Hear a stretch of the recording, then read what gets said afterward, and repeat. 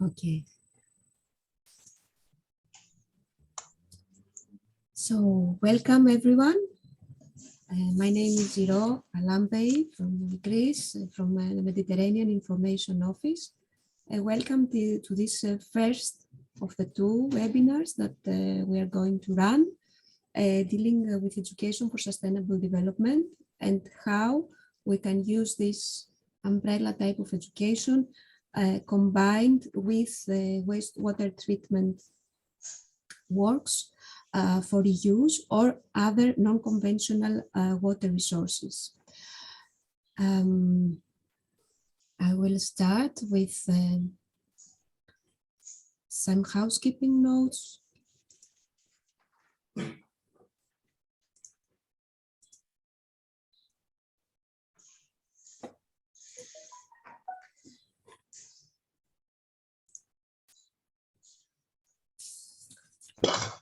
So we kindly ask you to remove any potential distractions in order to participate in the next 2.5 hours with us and engage.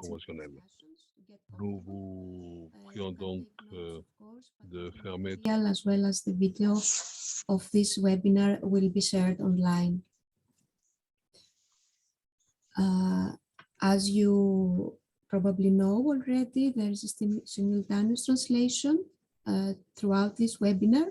So we invite you to follow the language that you prefer through the channel. So in the bottom, you will see the interpretation button, and please pick the channel of the language that you prefer. I would like to ask you also to keep your chat box open. There will be some interactivity through the chat box, but also it is a tool for interaction with us and with the other participants. If you want to take the floor, and you will have the opportunity to do so, you can raise your hand so that we know that you want to take the floor. Please keep your camera on and your microphone off unless you want to take the floor, and the chat box open, as we said. And that's all from me. I would like now to invite Professor Skoulos, the scientific coordinator of this webinar and the entire WES program, to talk a little bit about WES. Good morning, everybody. It's a great pleasure to have you and spend the next hours with us. Let me introduce a little bit the WES program. Some of you know the previous programs, Horizon 2020 CBMEP, SWIM, SEM, Support Mechanism, and SWIM Horizon 2020 that ran for more than 10 years. This particular program, the Water Environment Support, aims at protecting the environment, improving the management of scarce water resources in the Mediterranean, and it tries to help the countries to address their needs, creating enabling environments, enhancing the capacities of stakeholders in all partner countries to tackle the problems. And actually this is within this program important for the enabling environment and for the long term addressing the problems is education, of course, and particularly education for sustainable development. Next, the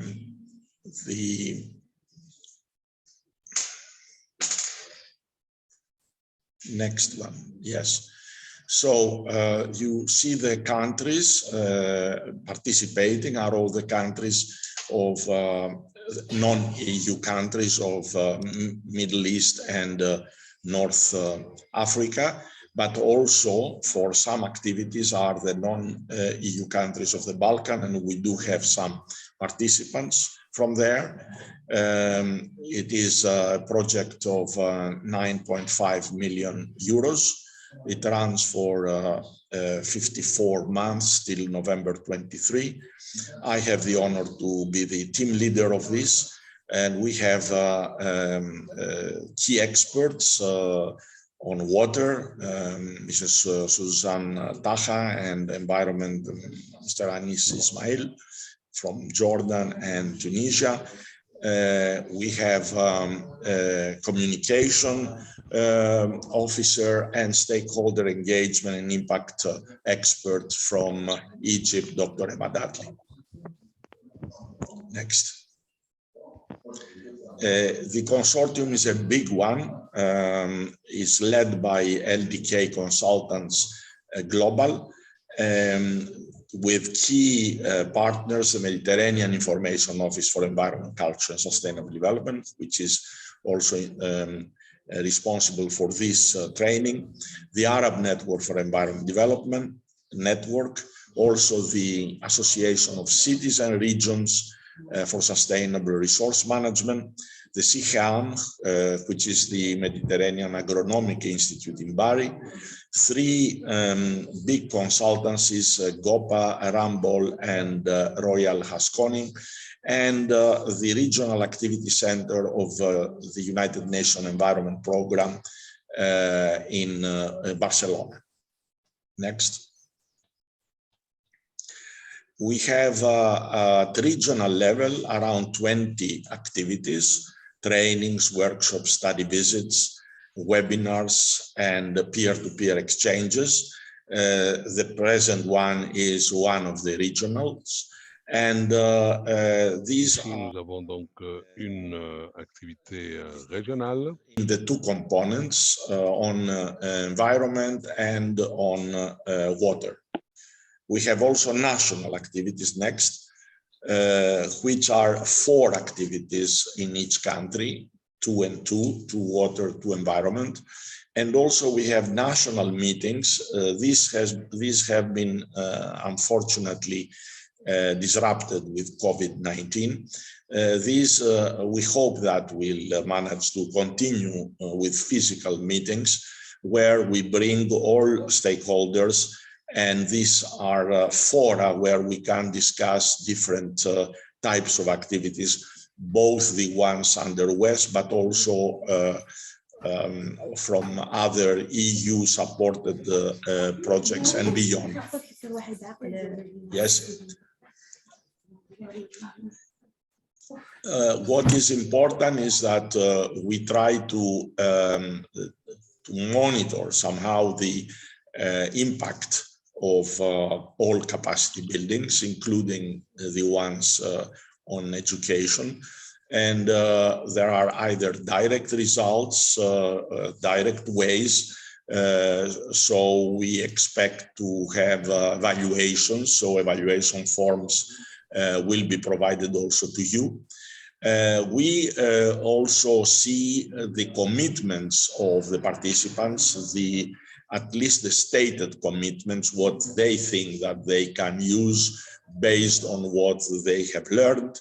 And also we have online midterm monitoring, online post-impact surveys, and so that you will receive some, not immediately, but sometime, let's say in a few months or a year later. And some of you will be approached for direct contact interview for giving your, providing your input for the follow-up. These are all the tools that we can have. Now, this particular webinar has 2 parts. We have the first part today on implementing wastewater treatment and non-conventional water resources in the framework of the whole institute approach.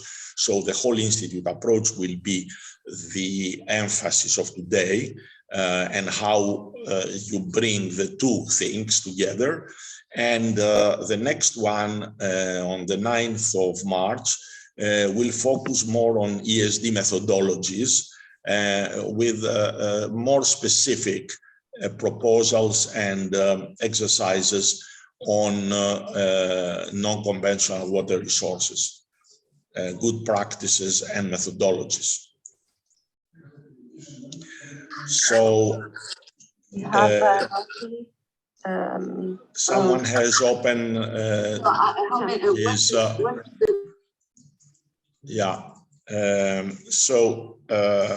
today we'll start with what is the ESD, how can the so-called Sustainable Development Goals supported by ESD, what are the principles of the whole institute approach, the challenges we have in implementing the whole institute approach and ESD in general. And then we come to some applied examples from 2 countries and on waterworks, combining ESD with education institutions. We will discuss a little bit the gendering issue, women, youth role in water education, and also recommended environmental, educational online resources, material, didactic material on non-conventional water resources. So we move from that. Back to you, Iro.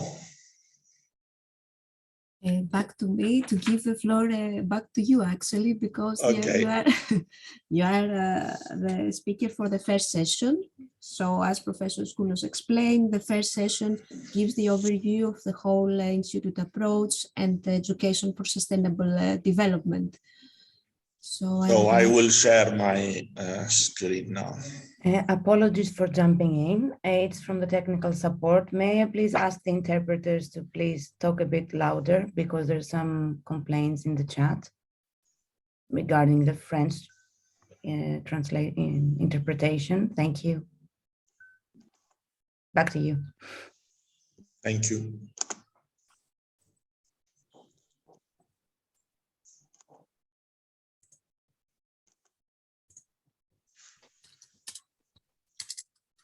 So we start with the terms, and first of all, let's see again the session A contents. Education for sustainable development principles, content, approaches, the links to sustainable development goals, and emphasis on ESD and the whole institute approach, and some provisions for the whole institute approach in the current ESD frameworks, and also some challenges related to the whole institute approach. Let me ask you first, how familiar do you feel with the concept of education for sustainable development? I would like to see where we are, and also how familiar do you feel with the whole institute approach? So, we Vicky? have launched already. Yes, Professor Skoulos, thank you. We have launched the poll. Dear participants, you have 1 minute to let us know how familiar do you feel with the ESD from 1 to 4, from minimum to maximum. I see that you are already voting.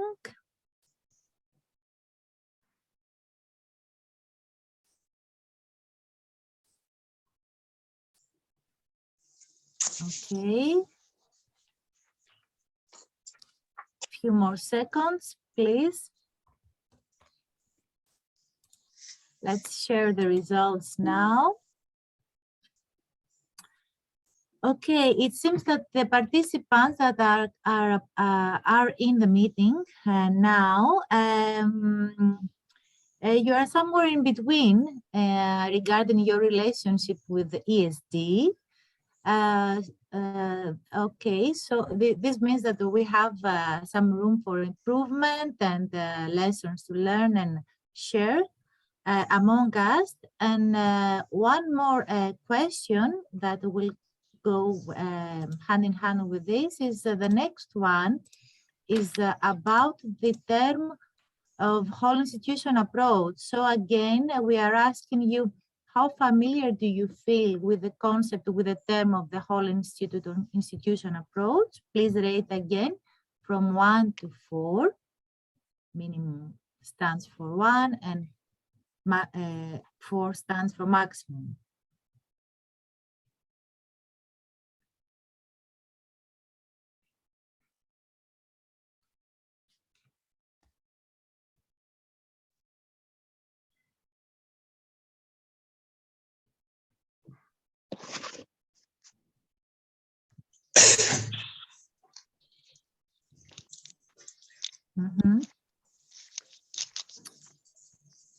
A few more seconds for those who haven't replied yet. Okay, it seems that you stopped replying, so I'm sharing now the results. As you can see, Professor Skoulos, we have a lot of discussion in this field. So the floor is yours. Back to you to continue. Thank you very much, Vicky. What we see is that, first of all, we have among us people who need to understand both from the very beginning. We have some who are in between and some who are already very well informed. So I take this into account in presenting things, and I apologize for those who are very well informed for, let's say, some repetition if needed. So let's start with education for sustainable development. We didn't ask about SDGs also, which are the sustainability development goals, sustainable development goals of the UN, which are commitments for achieving a certain level of progress on 17 different goals by 2030. So this is a rather innovative, let's say, representation, visualization of sustainable development first, because usually we are talking about the 3 pillars of sustainable development: environment, economy, and society, but sustainable development sitting on them. Here, what we have introduced from my group is the tetrahedron, which is the most stable structure we know in the universe, which is actually a concept where sustainable development is included in that. You can imagine that each one of these facets extends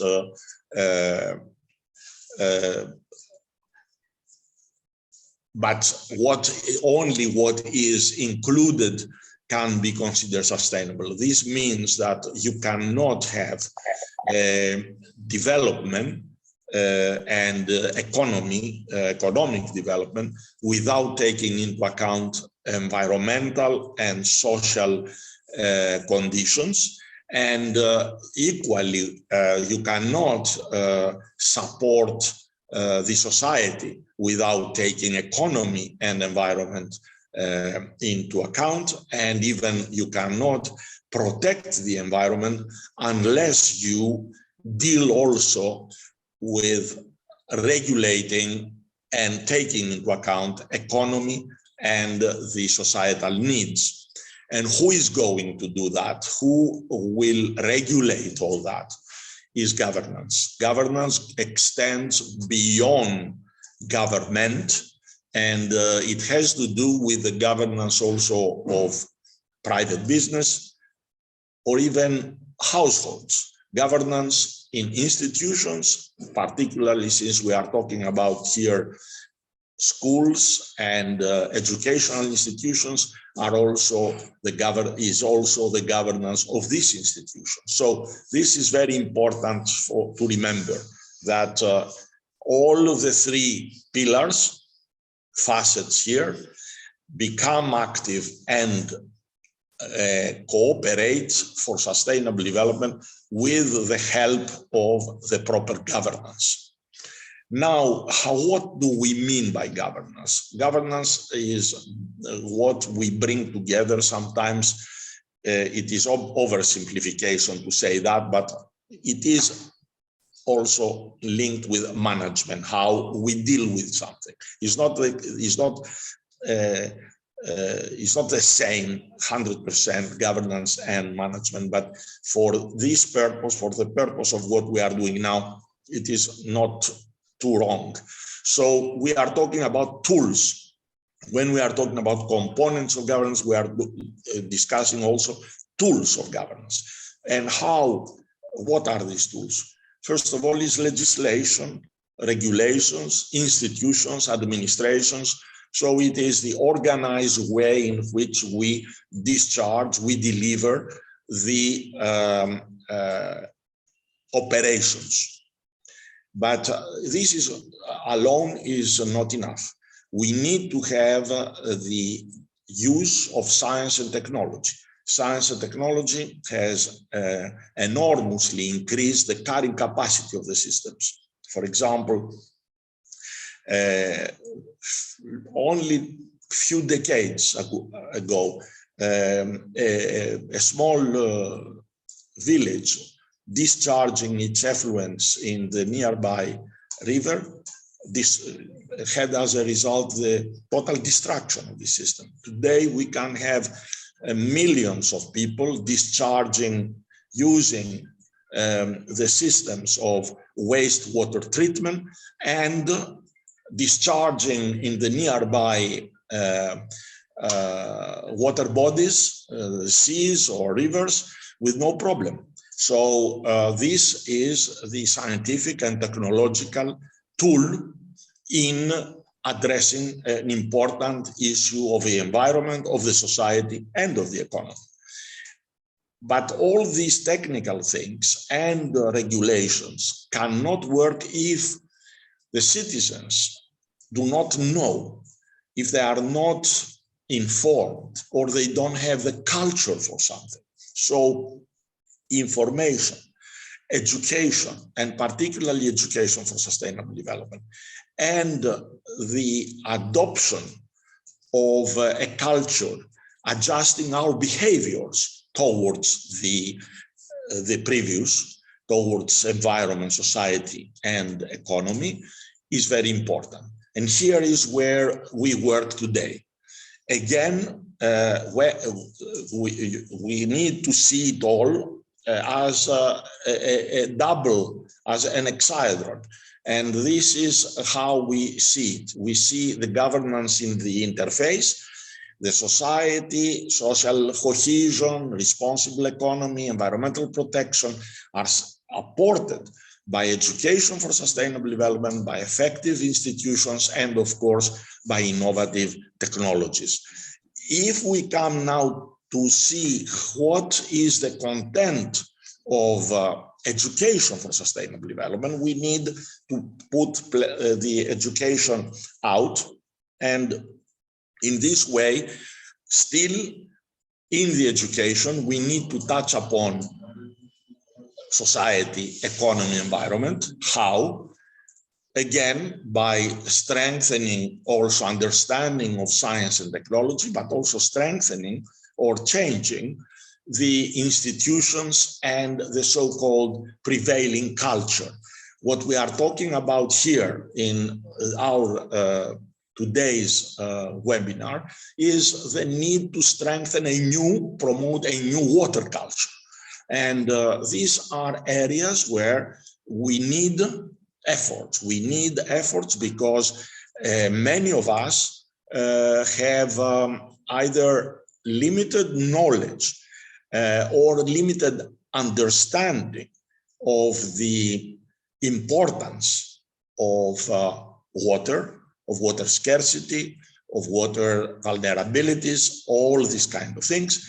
And we need to bring these issues higher in the agenda, promoting and showing what are today the scientific and technological advances there, but also the needed institutional changes or strengthening. Let me, because I'm sure that if I ask you about environmental education, the replies could have been different. I'm sure that all of you understand better the environmental education. Indeed, the education for sustainable development was based to a large extent on environmental education and its various interpretations. Why? Because from the very beginning, and I'm one of those who have started environmental education many years ago as a very young, already as a student, and I have followed that continuously all these years until now. For those who don't know, at the moment, I have the UNESCO Chair for Sustainable Development, Management and Education in the Mediterranean. And this UNESCO Chair is based on a long history of interventions in the area of environmental education first and education for sustainable development later on. So indeed, from the beginning, we had the development there. It's not that development was added only recently, but we had a rather simplified, if not naive, approach to the link with development.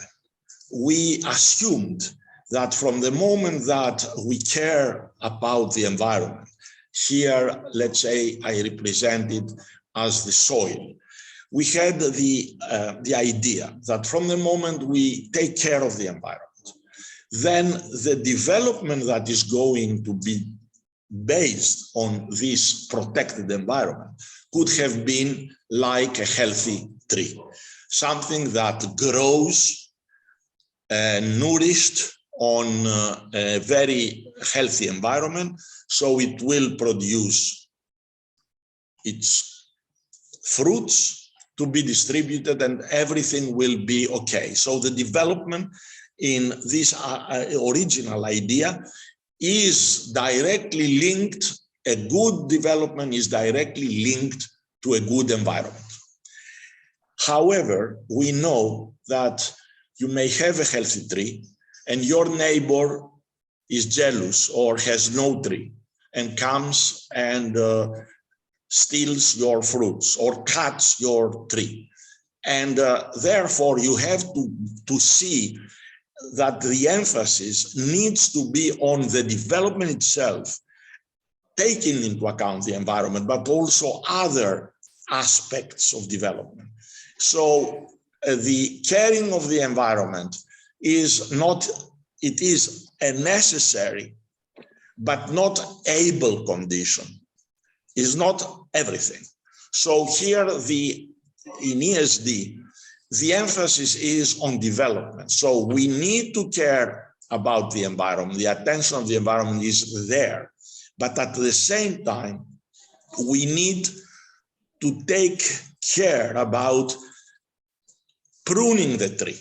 For example, half of the fruits, because the tree is too high, I cannot collect, let's say. So I need to see how I can benefit from all fruits. And this needs a pruning. So the economy, let's say, of that. And on the other hand, I need to see about the distribution of the fruit. So the social, let's say, component of that, the equity of that. So these things are integral part in order to have this development that supports the needs of the present generation without actually challenging the future generations, allowing for the future generations to benefit also. So this is the difference between environmental education and education for sustainable development. So all three are very important, and what helps us is also technology, as I said, but the innovation goes also to the way we are using the environment. For example, the emphasis on ecosystem-based approach is something very important. We don't any longer use only hard infrastructures, for example, in water. We sometimes avoid using more cement for regulating the flow of a river. We allow, let's say, for the expansion, for a flooding in the delta, and so on and so forth. This is not going backwards, it is going ahead, but with new understanding of several of the functions of nature.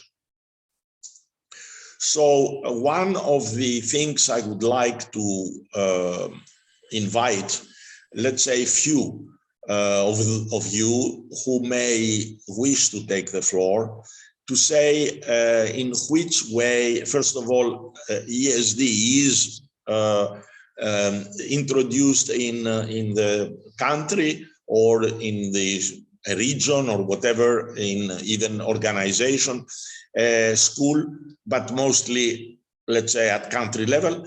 And what are the, which of the components of ESD is more critical for the implementation, more difficult, more critical, less understood? So let's have a few, 2, 3 interventions for people who wish to take the floor.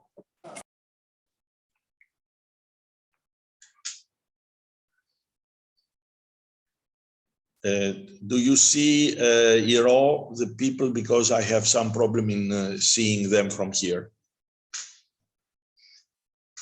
I see one colleague from Israel asking for the floor. Please take the floor. And Mona Ahmad, the second. Yes, well, I'm Uri. I'm in charge of education campaigns and information departments in the Israeli Water Authority.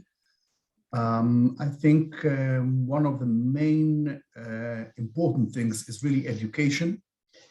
And it's completely not so easy, because everybody is trying to raise the awareness for problems, but that's not enough. I'm doing it especially with water and sewage. I understood that with all kinds of work that we did and experiments and researchers, that raising the awareness is not enough. One must also motivate to action. And that's one of the basis and the main problems that everybody has in order to achieve the goals that we set in on many other things as well. Therefore, that I think is one of the basic problems. And the researchers showed a few stages that you must overcome in order to really motivate to action. Thank you very much. Perhaps later on, I'll ask you for what are these identified stages. No doubt this is the most difficult thing. From the moment you realize that there is a problem and you know also the potential ways out, solutions, either technical or institutional, how you adjust your behavior at individual and collective way to address that. Thank you very much. We'll come back to that. Mona Ahmad. Yes, sir. So hi, I'm Mona Ahmad from Egypt. I'm a software engineer. My point in here, or my feedback and experience about this is the one that is the science and technology. This is a one that is super critical to raise awareness on in respect to the sustainable development, because most of the people in this field, they're only related about how they implement stuff without knowing why they are doing it. So if someone like is creating a software or creating a tool that is helping sustainable development, they don't quite relate what this is going to be used for. They just deliver their part and that's it. And related to my and that's even a worldwide thing, that people in the technology field, they're more concerned about the new tools and new stuff rather than how to maintain them, how to use them in other fields. On the other hand, the part that needs enhancement, needs improvement in my country, which is the culture. So since we already have several water resources, alhamdulillah, people are taking somehow for granted. They don't become so much aware that these stuff needs to be maintained, these stuff need to be protected, and so on. Thank you very much. Thank you very much. Both points. The one is the disconnection between technology and, let's say, even following recipes. And the other is the deeper understanding of the resource, the vulnerability of resources, and the deeper, let's say, water culture in this case.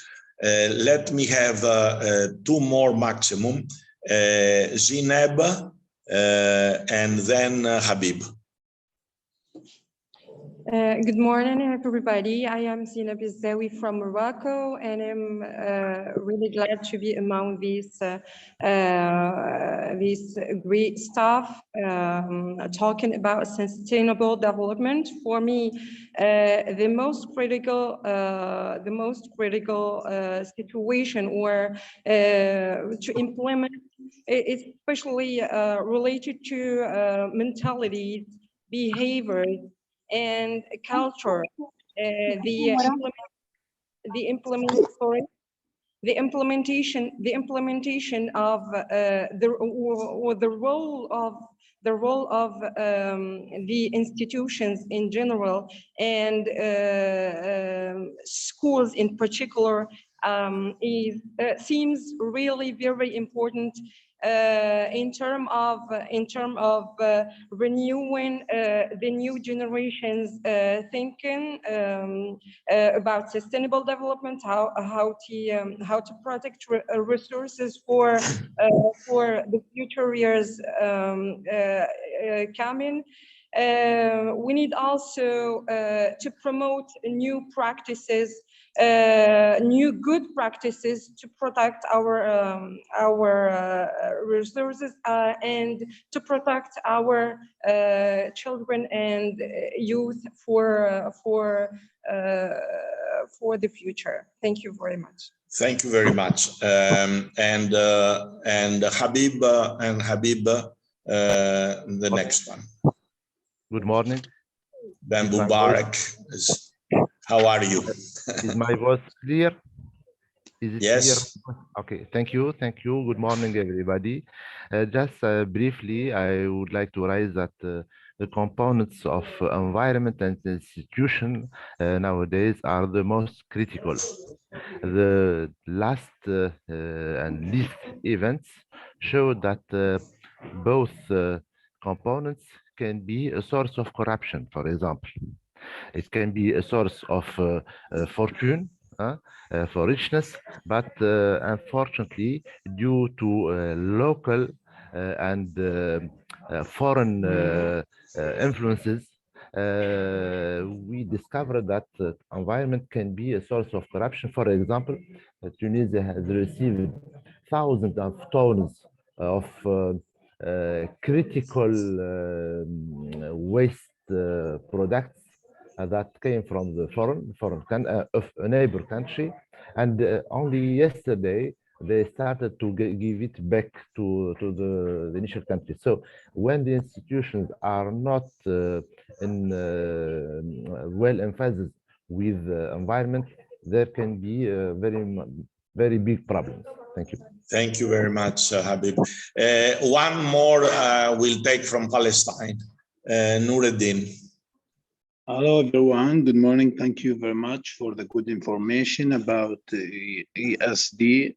Let me speaking a little bit, please, about the suffering for the farmer in Palestine. About very short. Very please. short. Yeah. Let me speak about the right for the Palestinian farmer to get the rule in get the water on the land. We don't have that. That's the problem for occupation in Palestine, the Israeli occupation in Palestine.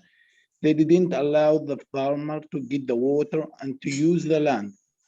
This is a problem if we're speaking about the education for peace and the human right here in the rule or in the concept for the ESD. I hope we can discuss in that subject more about the democracy, about the human right for the water and the land. And thank you. Thank you very much. We keep this in mind. It is absolutely important that indeed education for sustainable development touches upon, as you can see, key themes that go beyond water itself, for example, or biodiversity itself, and covers also citizenship, poverty, peace, democracy, security, rights. We will not do that today, but it is important that we, in the education of sustainable development, we have a holistic approach because many of the problems are linked to the root causes of problems. There is not the symptoms only, but there are links also with deeper problems. And we'll come back in some ways. Today we'll say a few things about the gender issue, which is important, and we will touch upon other things as well. Thank you very much all, and let me continue on the presentations. As I said already, it is a cross-cutting field embracing different targeted types of education, and also education for environment, as always, but also education for development, global citizenship, education for peace and human rights, and also consumption and production. What is important is that the concept itself of education for sustainable development is a very dynamic concept, and sustainable development itself, not only education for sustainable, there are also interpretations and adjustments in the different parts of the world, but also in the different sectors. So we need to keep that in mind. We are talking about something, an ideal, is an ideal, the sustainable development. In the same way we seek democracy or peace, and still we don't reach them fully after tens, if not hundreds of years, but they are there. We know that they are there and we want to reach them. And this is also, the sustainable development is something that inspires us. It is feasible, but it requires a lot of effort. So these things, the efforts, need to cover many aspects. It is the knowledge that is important, and this is one of the key products of education, but also skills. Skills to transform knowledge into practice. And in this, what you all said is that attitudes, values, and behaviors are extremely important, because attitudes, values, and behaviors shape, at the end of the day, our activities, our commitments, our ways in which we understand and interpret our activities, of what is necessary, what is good, what is bad, what is important or unimportant. These are extremely important. All of you mentioned that, including what we consider good in governance or corruption, as Habib mentioned, or the difficulties that all of you indirectly or directly mentioned. So the one thing important is that this starts from the early childhood, from the family, and actually we know that shaping mindset is extremely starts very early in our life. You don't believe it, but it is shaped in the first 6 months of our life. We can intervene there and change things, but this is an area where very controversial, because it goes beyond the willingness, beyond the capacity of critical thinking at that age. So we wait in when we have, children and even more adult reactions into critical thinking.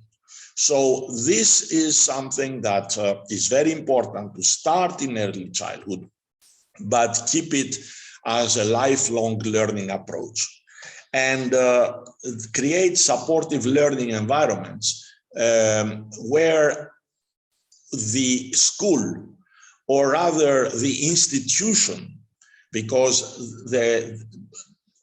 we extend the school into other bodies and institutions. We've heard by the first intervention about the water services. Water services are not by definition educational institution, but they are involved in that because of the protection and better management of water. So this is one of the institutions we are going to discuss, and very important for sustainability. So this is, the ESD is always learner center.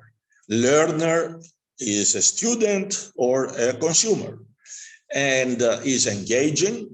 We try to have a positive message. We explain the problem, but the result will not come only because of awareness of the problem. We say we have to go one step further in the awareness of the potential solution.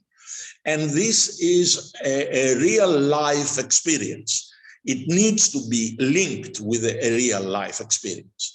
So we need in ESD to support all educators, instructors, those who pass the message, formal, non-formal, informal educators, and leadership teams, and help them to deliver their work.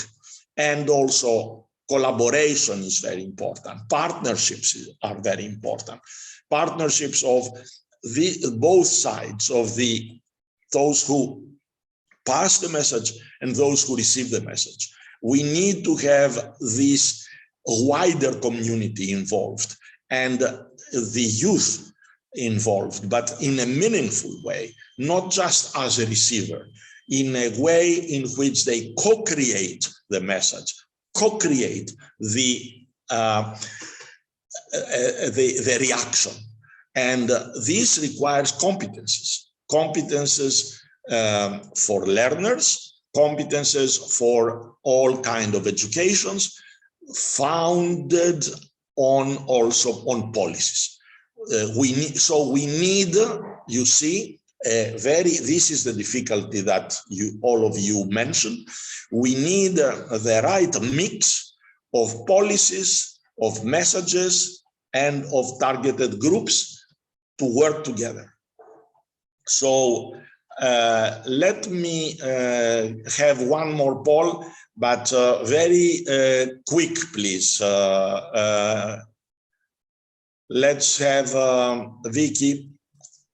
Yes, I hope you can see now the question on the poll on your screen. So now we are asking, how advanced do you consider that the ESD is in your country through its application and the various initiatives? I gain a rate from 1 for minimum. And not only in maximum. schools, not only in schools. No, we overall, are talking in general now.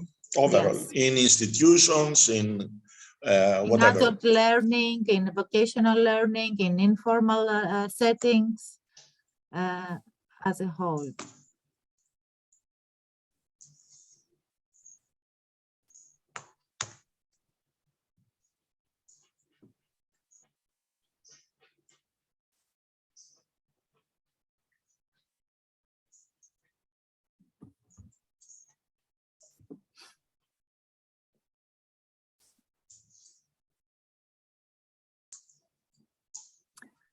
Okay, I will stop the poll because I see that you stopped replying, and I will share the results with you. This is how it went. Okay, so I see that we are the majority of replies is 2 and 3. So in some cases, very little, and in fewer cases, enough, let's say. So yes, this is a fairly realistic reply. This is exactly what we have also from more surveys. There are efforts, but still not fully implemented. So thank you. Let's move. I cannot change. I cannot share. You have to remove, Vicky, your poll. Yes, I did already. It is not visible anymore. No. Maybe Olga can help with the cursor. Sometimes this happens after the poll.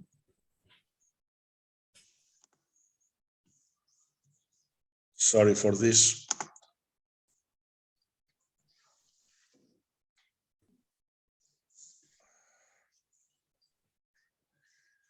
So these are the what I mentioned before, the SDGs, the Sustainable Development Goals. This is a big achievement of our era, because all countries with no exception accepted and committed to achieve these goals by 2030. 2030 is tomorrow, but this is what we have agreed, all countries, to achieve progress in all these sustainable development goals.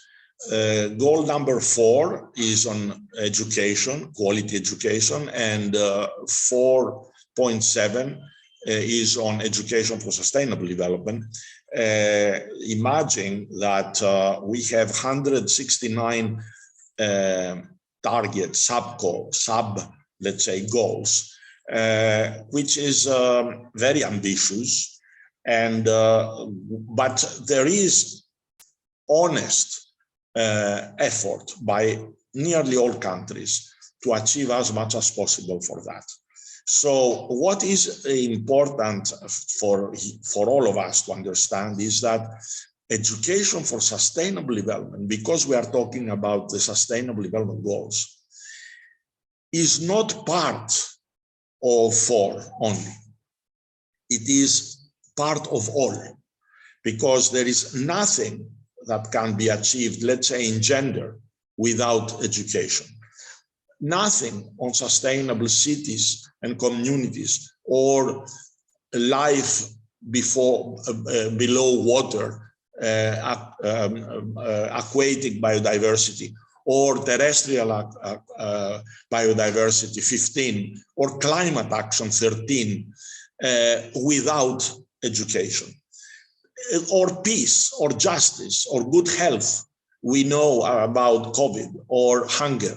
So education for sustainable development was elevated by the United Nations now as a very important component for the achievement of the entire set of the SDGs. And we have to use this and promote as much as possible in our countries, our agencies, our circles, this idea of the value of education for sustainable in order to move into education. So ESD enhances the understanding of learners and the public on what are the SDGs, promotes critical contextualized understanding. That means raises the issue of interlinkages and tensions also among the different SDGs, because it's easy to say it is everywhere, but how I can reduce hunger without using, let's say, extensive agriculture, including agrochemicals or whatever. There are answers. I'm not going to focus on that today, but this is part of water. This is an issue on water. And we had difficulties in the past to explain that treated, let's say, wastewater is the only water resource that is increasing actually today. So all these kind of things are interlinked and require a balanced, holistic, innovative, open mind. And this is what ESD is there for. It is to mobilize action towards achieving all this, and within this, the whole institution approach is in ESD is very important. I see that there is a request from the floor.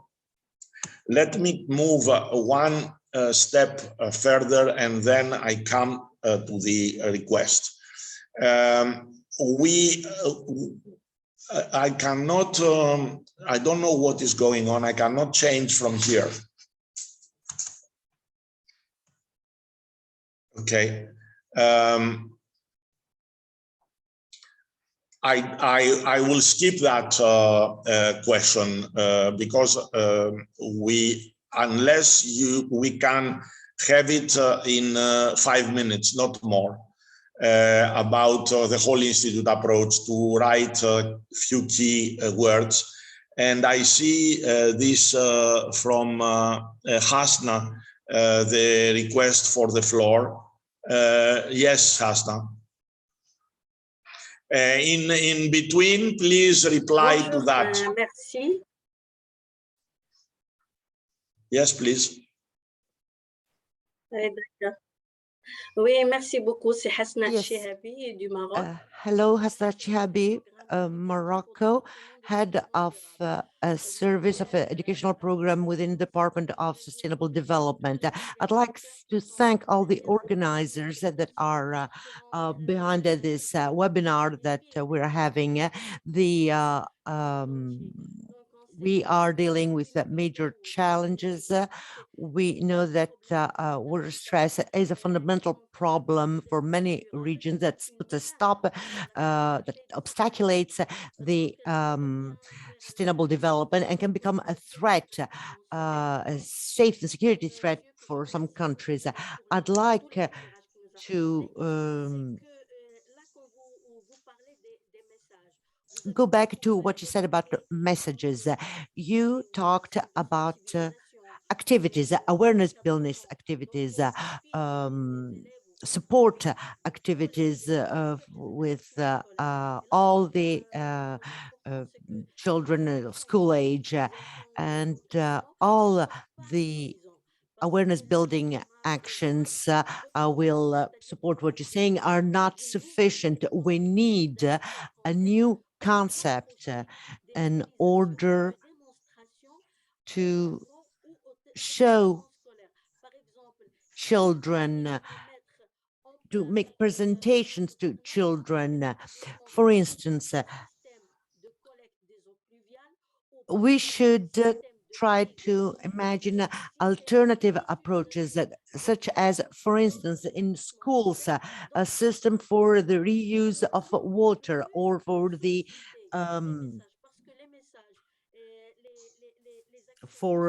garbage. We need to strengthen a little bit the message we give to our children. So we need to demonstrate what we're talking about, because in this way, I believe the children will fully grasp the message. Thank you very much. Thank you very much. You are right, and all agree that, and this is what we are going to elaborate more on the whole institutional approach.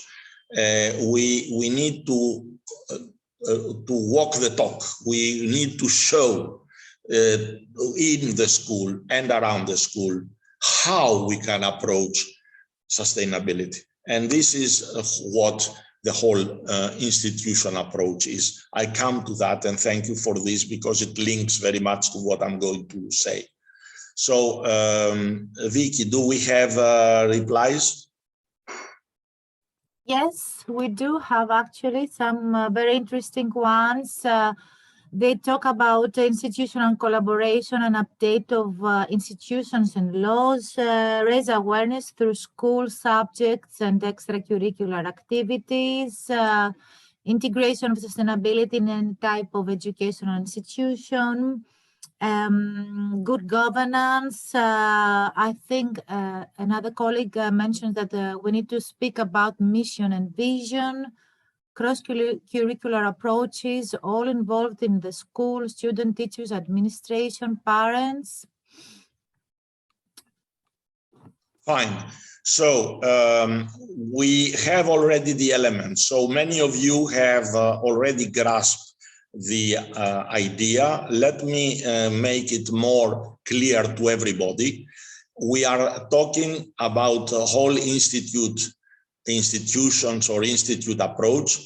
It includes the whole school approach, but it extends it to all institutions that have an educational, let's say, message and mission. So it is more than integrating sustainability in the curricula. It is important. It's very important, but it's not only this. It is something that is cohesive, collective, collaborative approach, applying that the whole educational institution brings in the curriculum. So what we are going to teach, the learning thing. We include experiences from the campus, from the building. Also, the governance structure of the institution, the governance structure of the institution, the administration, the leadership, also the relationship with the society outside, which starts with the parents of the students, but goes beyond the local authority and the community of the country or even the globe. So these are important components of the whole institute approach. So it is, I repeat, it is not only school, it is not only formal. You know what formal is. Formal is the education that is delivered under the supervision, let's say, of the ministries of education. It is systematic. It has some control. It has some exams to show, to demonstrate that there is already something concrete achieved, usually on knowledge, but goes to all other skills and the rest. But then we are talking about non-formal, which is the intervention, let's say, of NGOs in schools. So it is part of the formal education, but delivered by non-formal actors, museums, professional groups or whatever, in cooperation with the school, or school gets out to the society, but is still part of the activity. So this is the non-formal. And informal is all what we have through all kind of interventions by agencies, by media, by everybody. So we are talking here about all those who are involved in educational activities, and awareness raising is the part of informal education. How to approach that?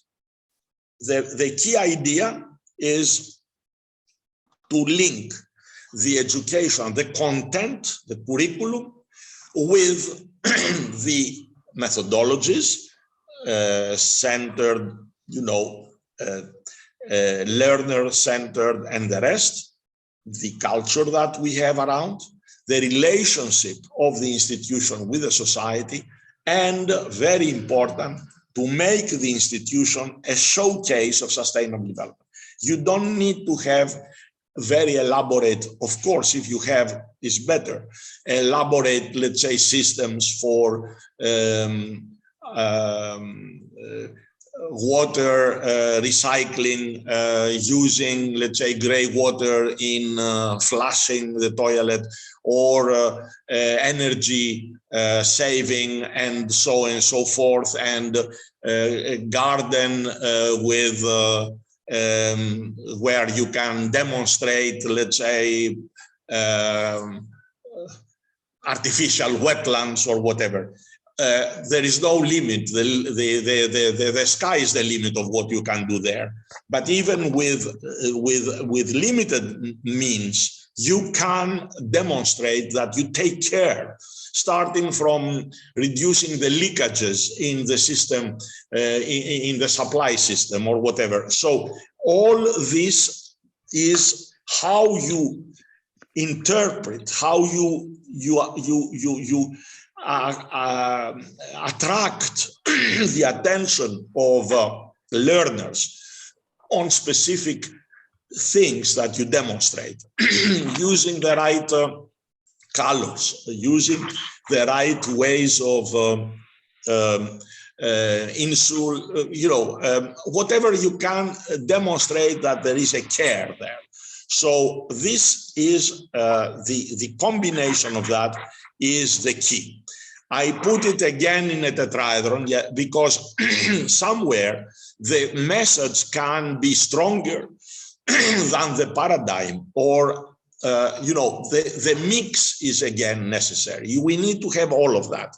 So sometimes the issue of governance is in some of the interventions may be linked with the educational culture, or the governance with the relationship with the society. So don't be surprised if you see sometimes governance dealt with educational culture and practices, or the relationship of the society, because it is in both. So the main two things of existing already a lot of activities in the schools is the content and the demonstration. Only yesterday I had a master thesis that was presented in the University of Athens, and my student made an analysis of the textbooks of the secondary schools in Greece, identifying the references in the formal textbooks on ESD and the Sustainable Development Goals.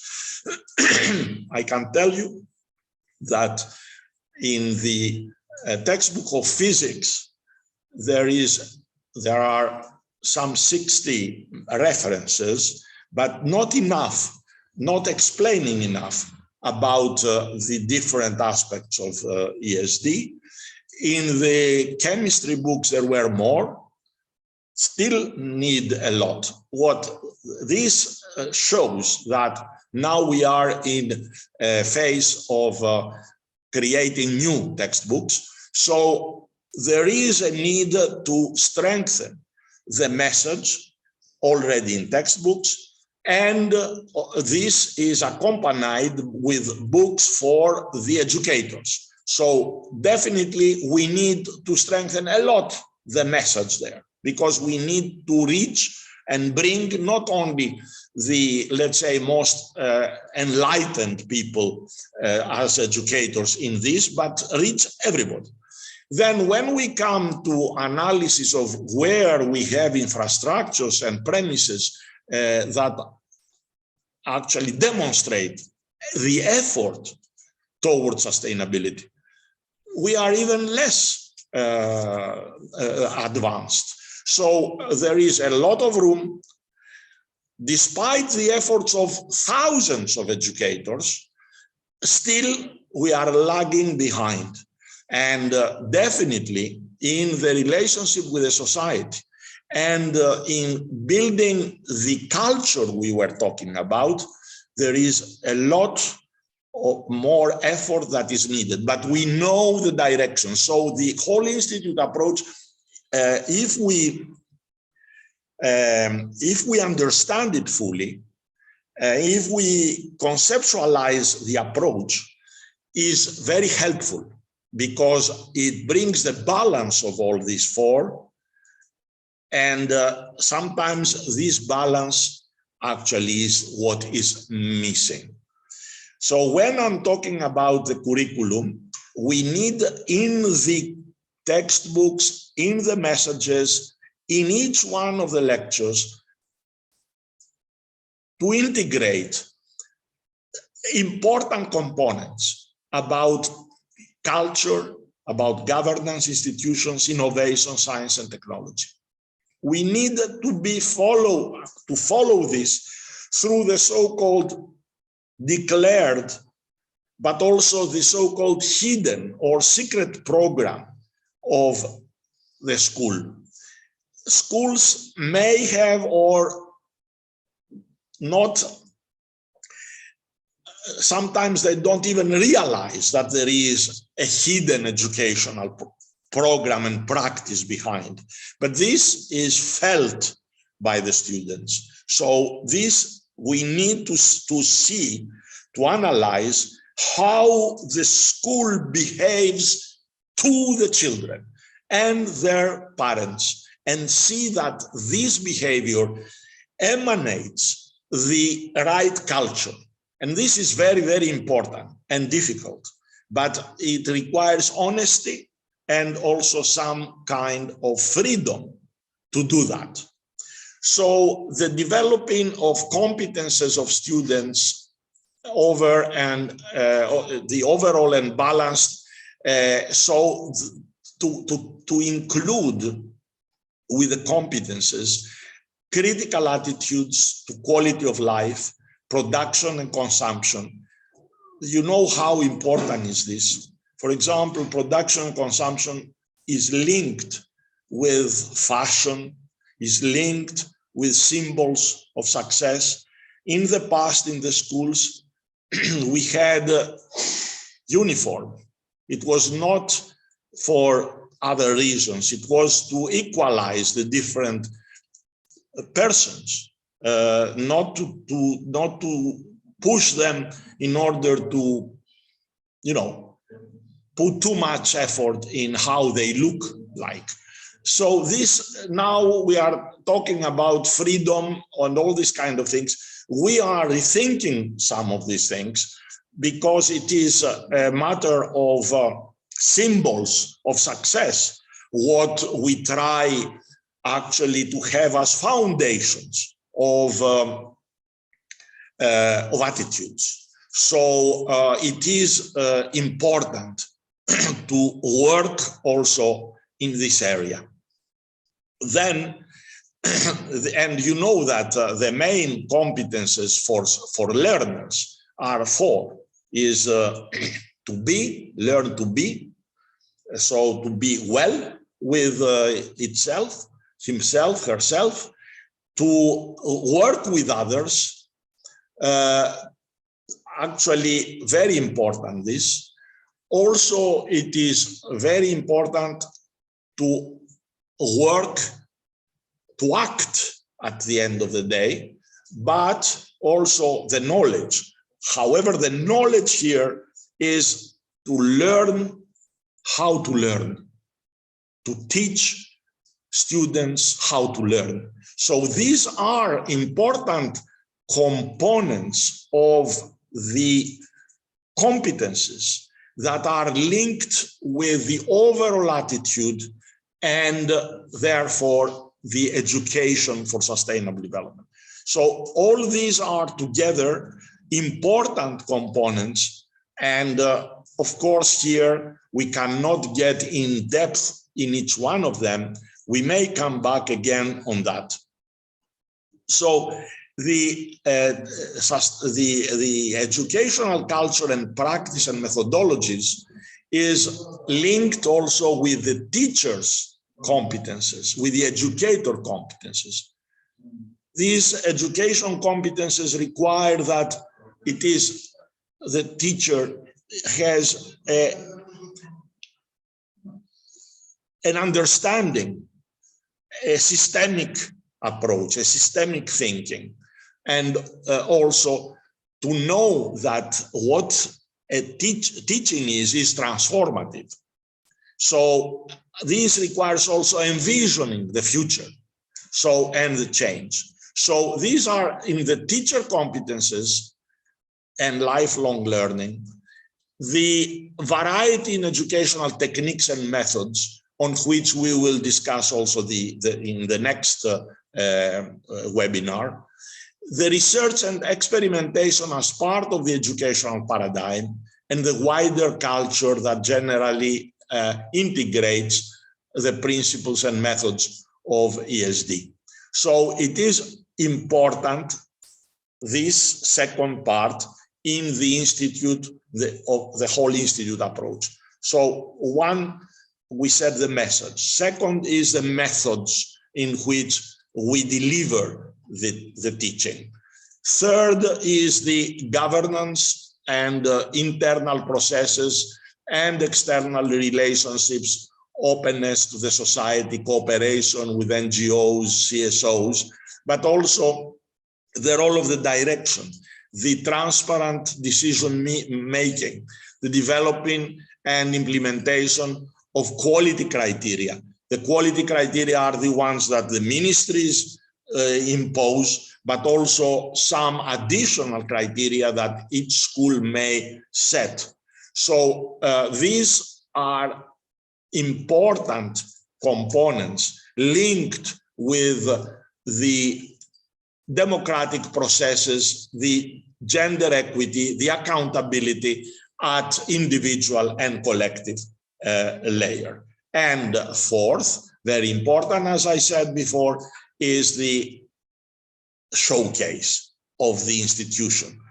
Energy efficiency, passive solar architecture of buildings, we cannot have them in all schools. But as I explained, the way we can put some white paint on the top, explaining that we are trying towards this direction, that we try to see wherever we can use some friendly material, the way in which the canteen is operating, the type of food we have there, the procurements we have in the school and make it known, because if we have it without making it known, the educational message is not there.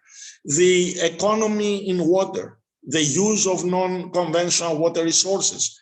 You'll see in the next time how much we have used in, perhaps also today, in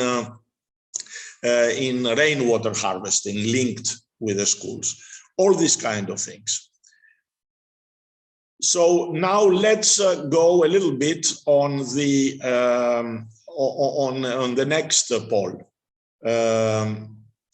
Vicky.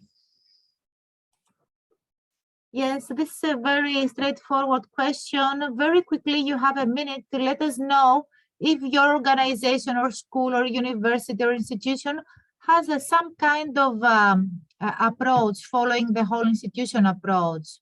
So you answer, the answers are no, yes, or to some degree. In the chat this time.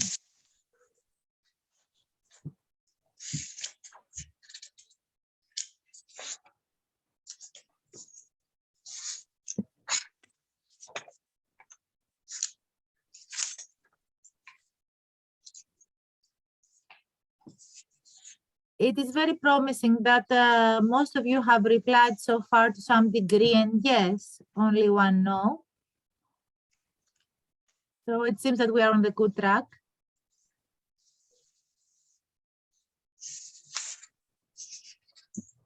Okay, we can move on, Professor Skoulos.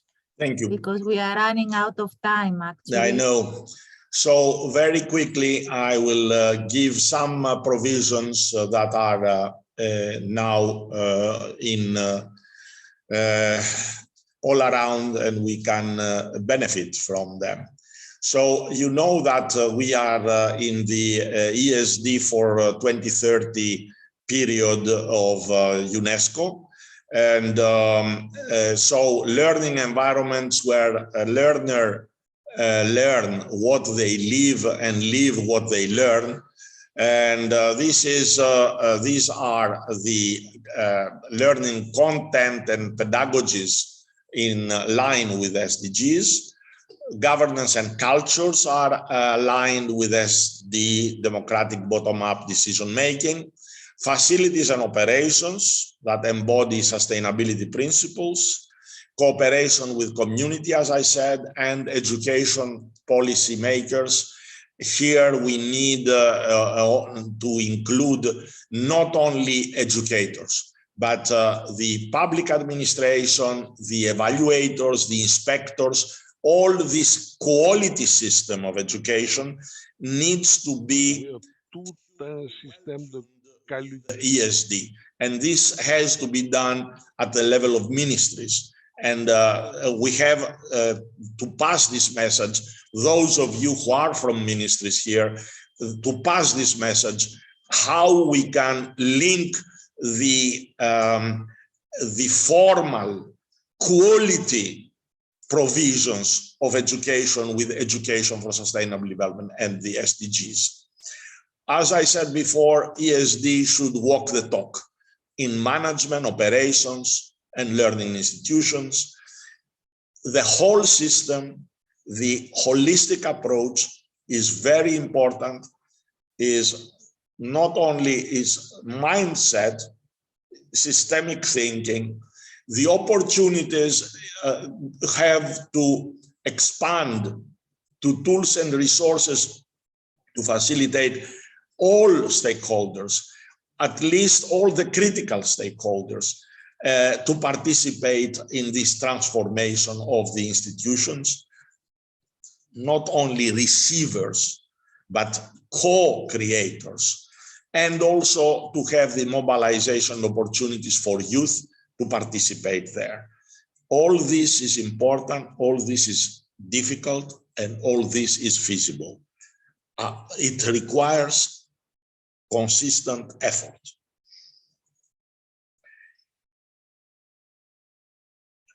We need to support education training institutions to integrate sustainability across all their activities and operations. I have the honor now in Greece to do this work almost as an experiment, as a second experiment 10 years after we started, with all universities. So we'll try to discuss ways in which key dimensions of sustainable development will be introduced in the programs of all universities in my country. It is not easy, but is feasible. So this kind of approaches is something that we suggest to all countries to do. And within this, you may have eco-certification programs. You have also programs of professional development, mentoring and guidance of educators, trainers in whole institution approaches. It's something that you can start in many cases capitalizing on advanced schools or advanced groups of educators or single educators as well. Now in the Mediterranean, we are happy to have the Mediterranean strategy of ESD. It has been approved in 2014 by the UFM ministers of the environment, and the action plan the Mediterranean ministers of education have approved in 2016. Now we are in a process of updating the action plan in the coming months. And we have tools supporting countries to launch and document progress in ESD. You can enter the web page of MEDIS to find about that. Perhaps Iro and Vicky will explain. I have to say that at the moment, we have in the Mediterranean Commission of Education for Sustainable Development, a number of countries. Cyprus is chairing, Croatia, Greece, Jordan, Malta, Portugal, but we have, and this is unique all over the world, we have all the key intergovernmental organizations participating. We have the Union for the Mediterranean, we have UNESCO through directly and through the Venice office. We have UNEP, the United Nations Environment Program. We have UNICE, the United Nations Economic Commission for Europe. And we have the League of Arab States. So I think we have to use this opportunity and body to strengthen the political messages within the administrations of our countries. Some proposed activities is to improve the provision and management of education facilities, familiarize educators and stakeholders with the theory of whole institution approach. The school plans have to be adapted, and we are using the non-conventional water resources, the energy efficiency, waste management as entries and examples for these approaches. So the challenges are many, but we can overcome them. I want to go very, I don't know how you can use this, but just identify, I believe, up to 3 challenges. To see a little bit the feeling you have about the feasibility in introducing the whole institute approach in the various countries. So, Vicky. Yes, we just launched this poll. This is the last poll. So please choose which of the following do you consider as the key challenges related to the whole institution approach. You can choose up to 3. First one is to formulate or agree on the shared vision or the SD plan and how to achieve it. Other challenges to identify the appropriate stakeholders, internal and external ones, to take part, to change the prevailing practices, to apply quality criteria, to integrate and motivate youth as part of the whole process, to mobilize staff development, and to incorporate innovation, being open to change and open to collaboration.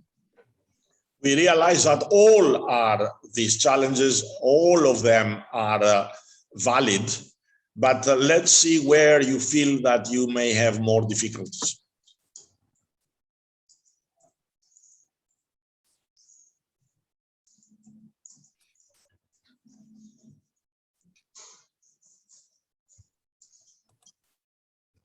Let's have an idea of the results now.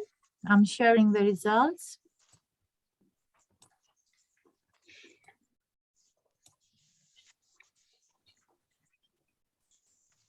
It seems that at the top comes how to change the prevailing practices and mindsets, followed by to formulate and agree on a shared vision and a plan.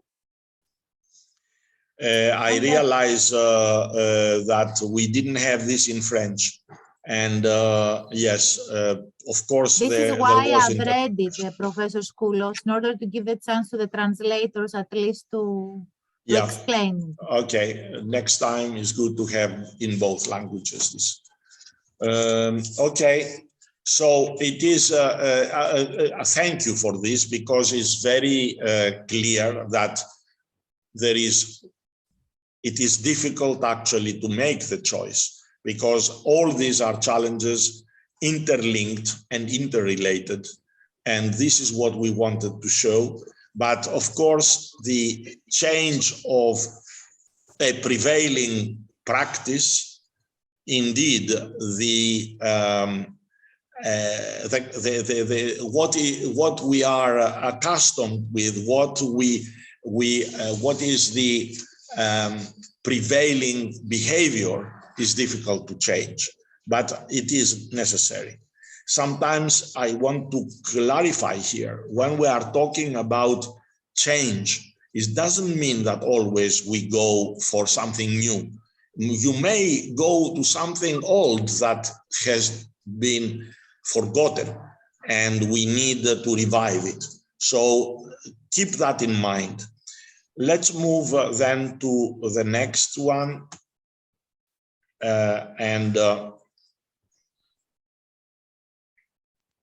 I cannot do that again. It is a problem with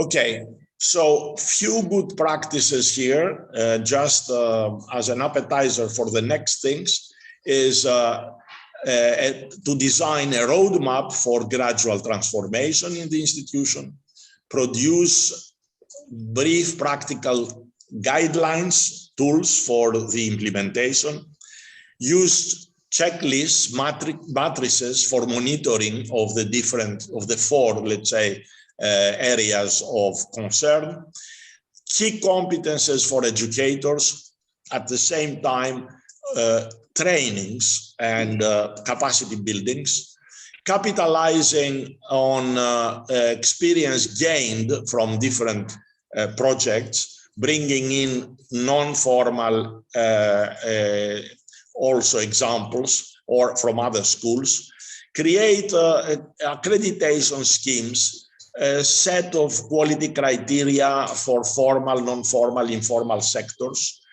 This gives also some kind of example and small competition on that. Engage the informal and non-formal stakeholders. There is a lot of expertise in NGOs, in professional institutions and others that could help.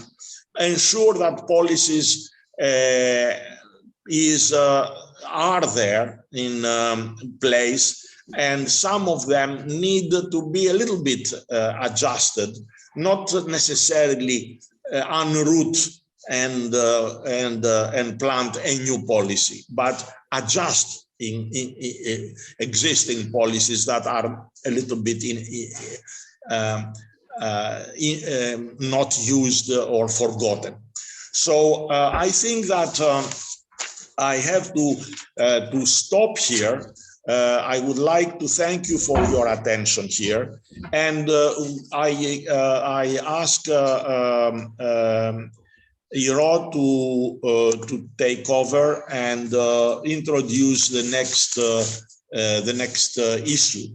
I hope that you have now a rather good understanding of what we are talking about and the potential of the whole institute approach, which actually is a concept that brings together a series of already existing innovations in many countries, efforts, and bring the mosaic to a comprehensive picture.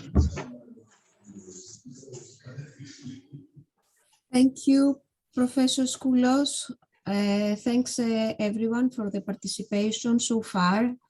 Although we're already 20 minutes late in our program, in the agenda there's a 5-minute break. And I don't know, Professor, what do you think? Maybe we give these 5 minutes? I think that we can continue and okay. So not to lose the momentum. Okay, so we move to the second part of the second session of our webinar, where we are focusing on applied examples on non-conventional water resources, showing this connection that Professor Skoulos talked about, connection of the whole institute approach with ESD and with the premises of the school, of the educational institution, acting as a showcase, as a demo, or a sustainability lab. So I will share my screen.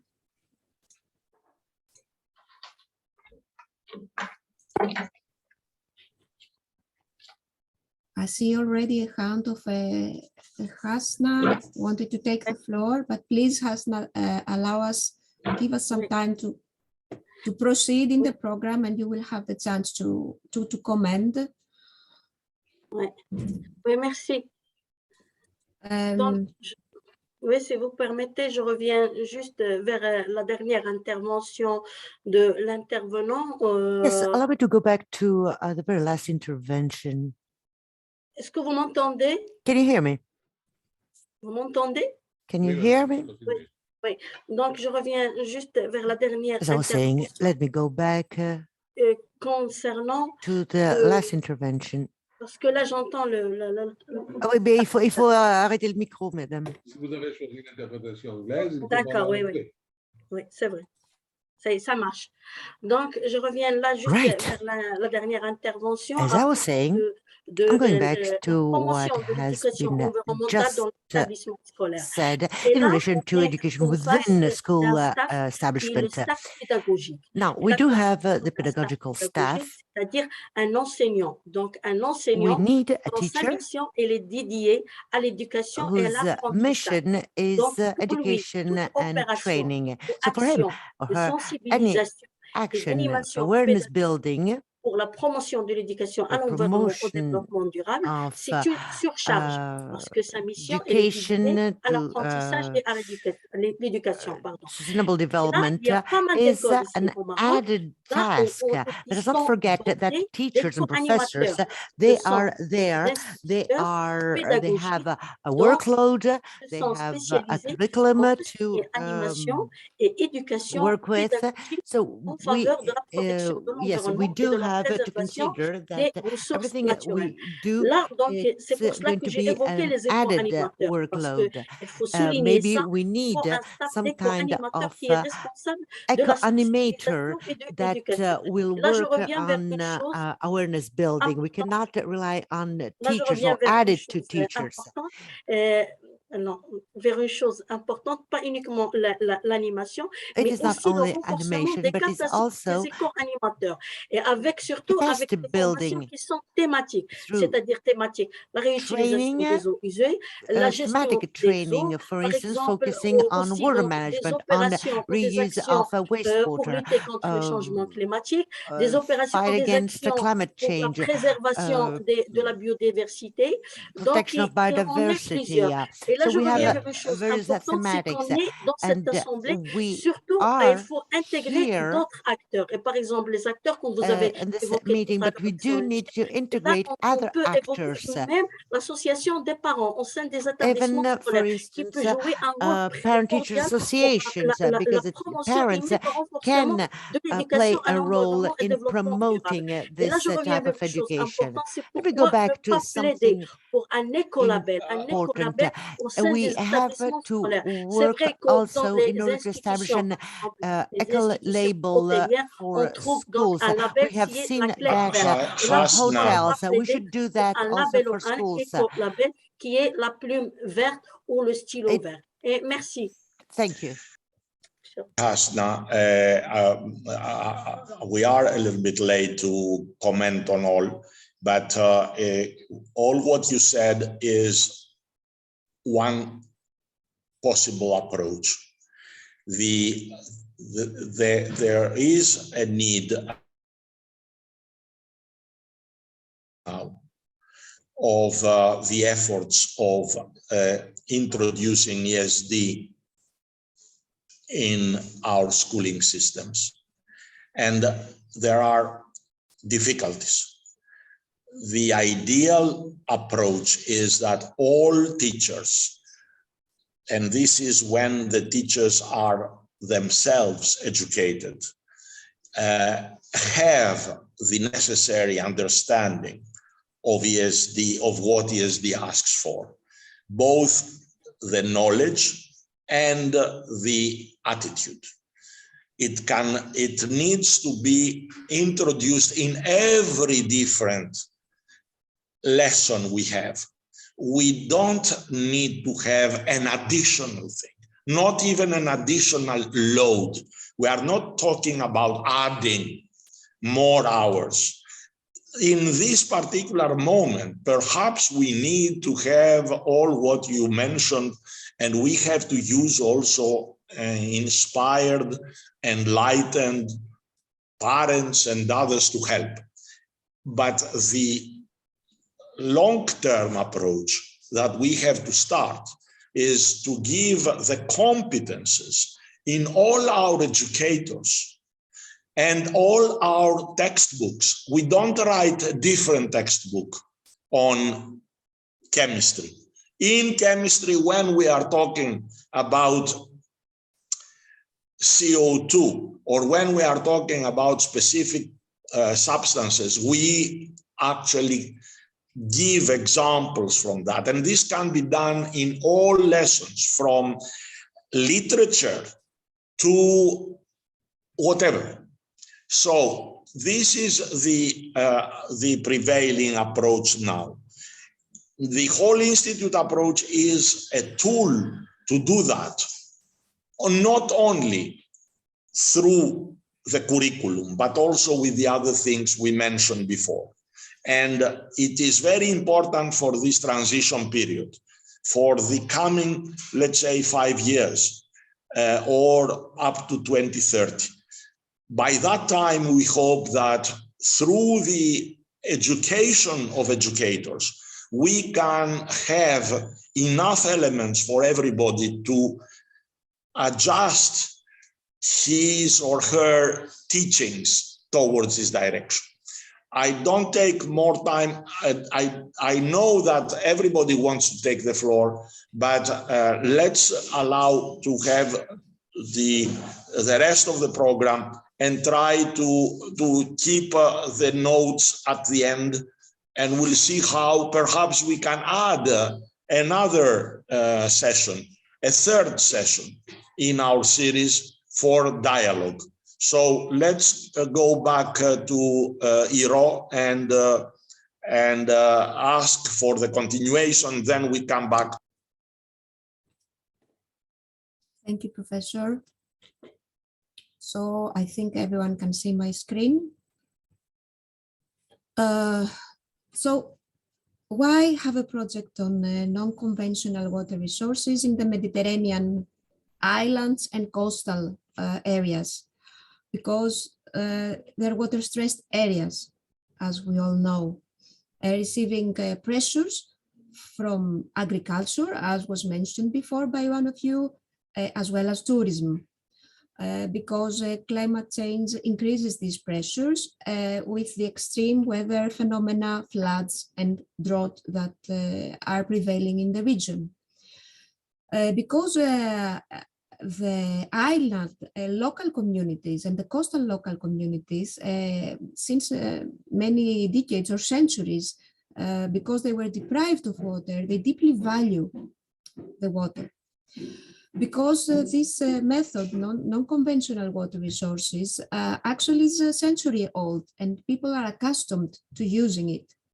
Because it can be simple and low-cost technologies. It doesn't have to be really expensive, as Professor Skoulos mentioned earlier.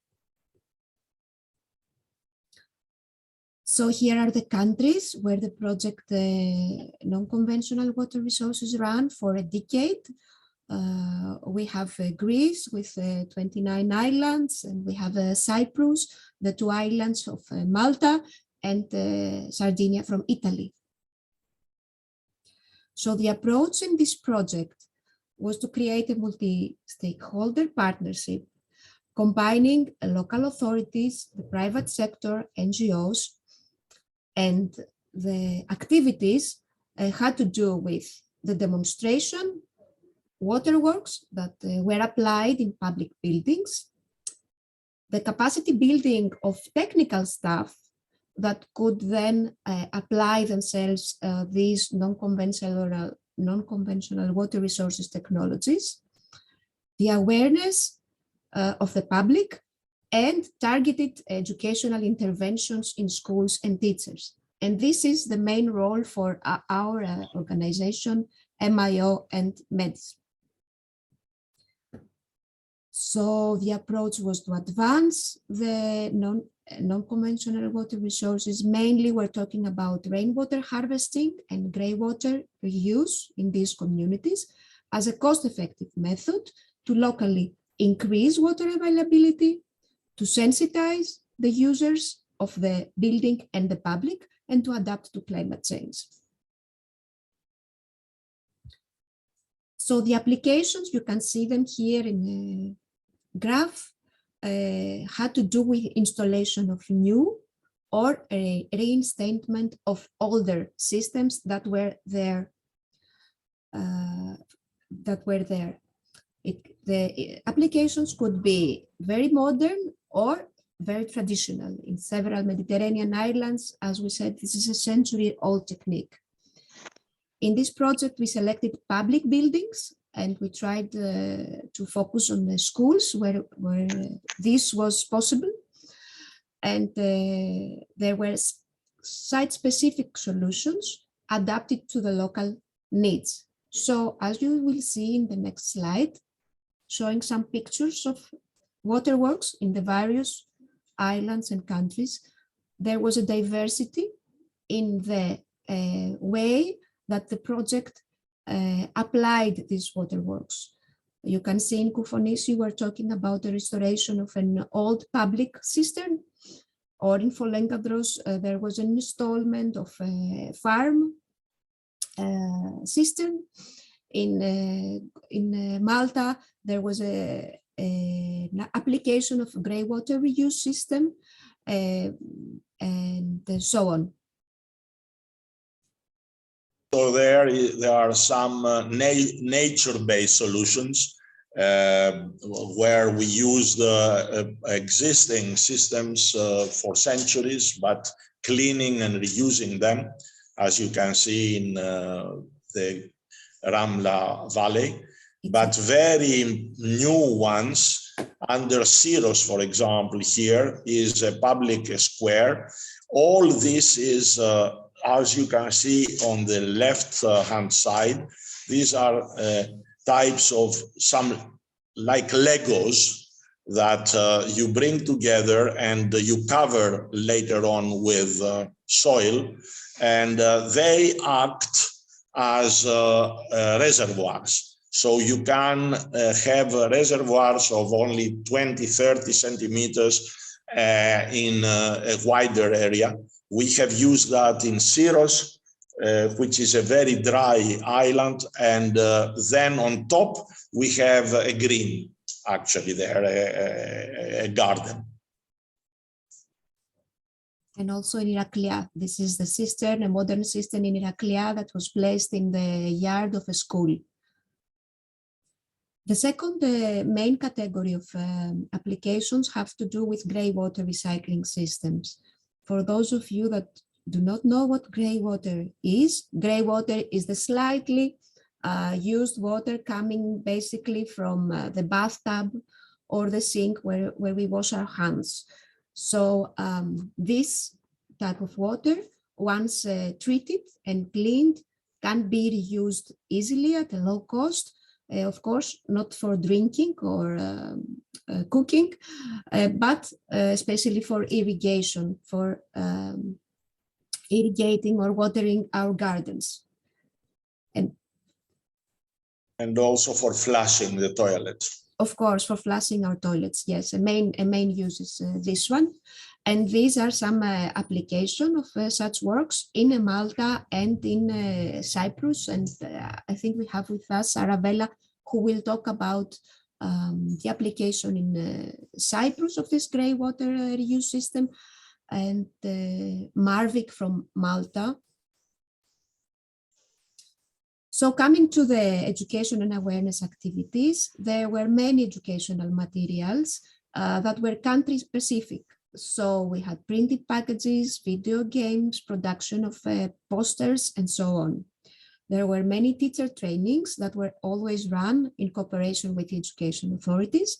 And especially for the case of Greece, there were numerous school interventions where trained staff visited the school and animated a program on water.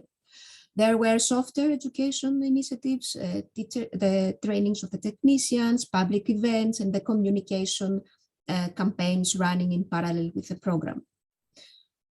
So these are the impact of the project overall throughout this decade. There were 108 different systems installed or instated. So we're talking about a huge project, and you can see the numbers here. I think I will go to the lessons learned for the education. What regards to education. So in our case, adapting and caring to the local education needs was necessary. From island to island, for example, even for the case in Greece, what we did in a small island of Cyclades was different than what we did in Alexandroupolis, which is a coastal city with a different mindset of people towards water. So in order to respond to these different education needs, a plethora of educational tools was developed. We consider that the installment of such waterworks in schools or centers of environmental education increases the educational potential of the building as such and supports the school in its transition to become a sustainability lab. Long-term educational partnerships have been shaped since then, and we still make use of these partnerships. And the legacy of the project is this site that Vicky will explain in her presentation. So it's a website that somehow has collected all the educational experience we have had from this project. Sorry for that. So some questions. How do the existing waterworks help us to transform the building school into a learning lab for sustainability? And how does the school uses such waterworks in their ESD interventions and projects? For these two questions, we have invited with us Marvik Refalo from Malta, who is an ESD teacher with coming from Ecoskola, who has been applying, implementing the educational dimension of the Alter Aqua project. We have also with us Aravella Zachariou from Cyprus, who is the head of the ESD unit of the Pedagogical Institute, and who oversaw together with us not only the installment of the waterworks, but the entire production of the educational material and the teacher trainings and how these waterworks actually are implemented in the centers in an educational way. So I will stop sharing and kindly ask Aravella, are you here? Yes, Iro, thank you. For a short reflection on this. Yeah, thank you. And thank you for giving me the floor first, because I have to shift in another meeting. What I wanted to share with, first of all, good morning to all of you. What I want to share about the experience that we had in Cyprus with the project of Alter Aqua was that used and for schools, I mean informal education, and for and in the framework of non-formal education as a tool for integrating and applying the whole institution approach. It was a very good coincidence for Cyprus when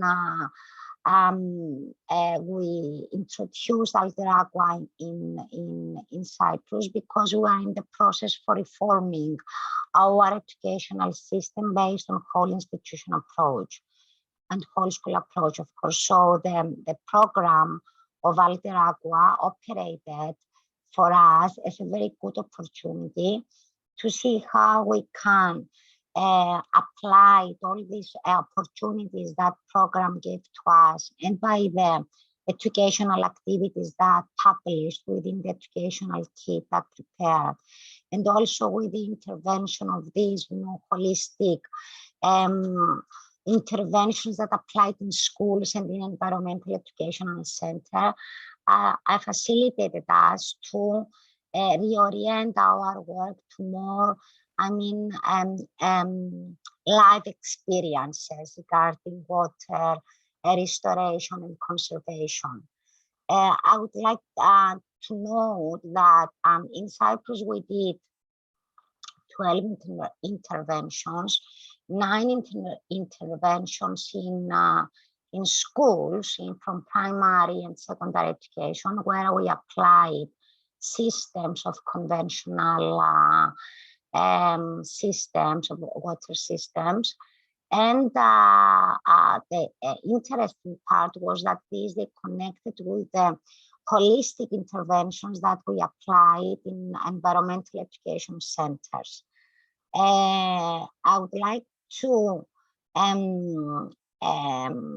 describe to you the experience that we had in non-formal education setting and the intervention system of grey water that we established in Padoulas Environmental Education Center.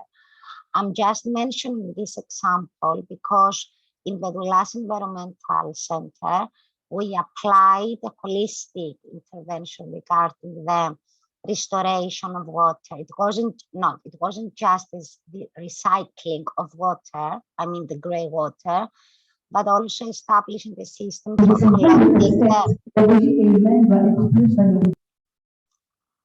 for collecting the rainy water, the water from the rain. What was the most impressive? Based on this system, which is operating as a live lab for water conservation, we developed environmental education programs. We are applied in the center for children from pre-primary till secondary and grade education. and they have first-hand experiences on how these systems can support and can contribute effectively to the conservation of water resources. I have to tell you that based on these interventions that we did in the schools and in the centers, which operated as a very good example of practice, not just for learning for water, but it was a good example that they used it later on in various houses. I mean that it was a good example for the families to see how this system is operating in a real context.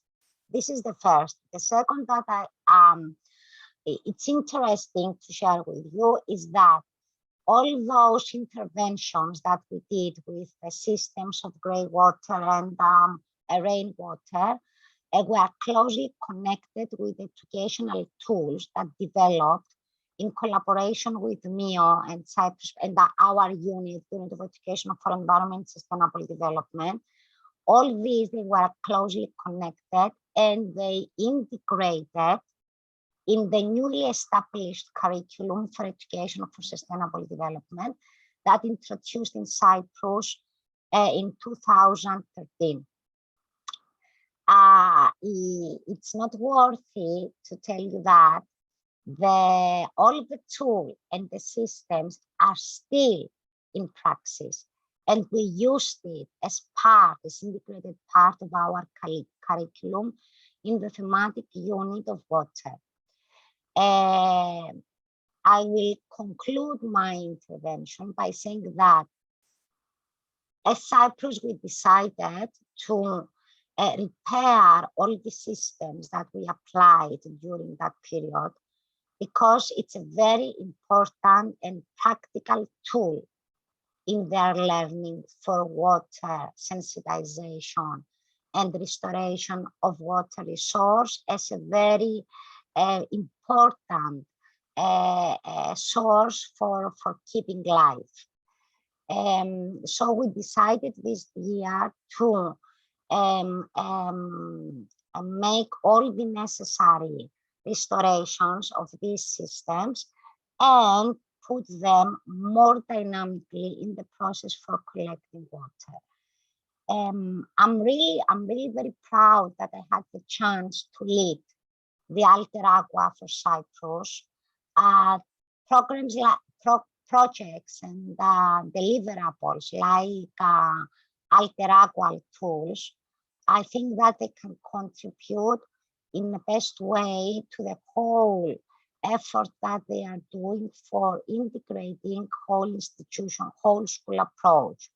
And what I mean by this, it's not enough to talk about whole school approach and say that we need to make the necessary transformations in pedagogical tools or empowering or strengthening the connections with the community or with the other stakeholders that they can share the same vision with you when you are elaborating an issue. It's very critical to focus on the school interventions in the infrastructures of the schools and use these infrastructures as a hidden curricula that can provide to the teachers and students with the opportunities to learn with having first-hand experiences on all these, I mean, practical infrastructures that help and facilitate and teachers to teach better and students to learn better. So by concluding and finishing, what was the most important thing of this journey with Alter Aqua is that we intervene to something that is very difficult to do. We intervene to the infrastructures of schools, to the technical operations of the schools, and we established processes that it's not, I mean, mechanism like grey water and rainy water processes, that it's not easy to do it.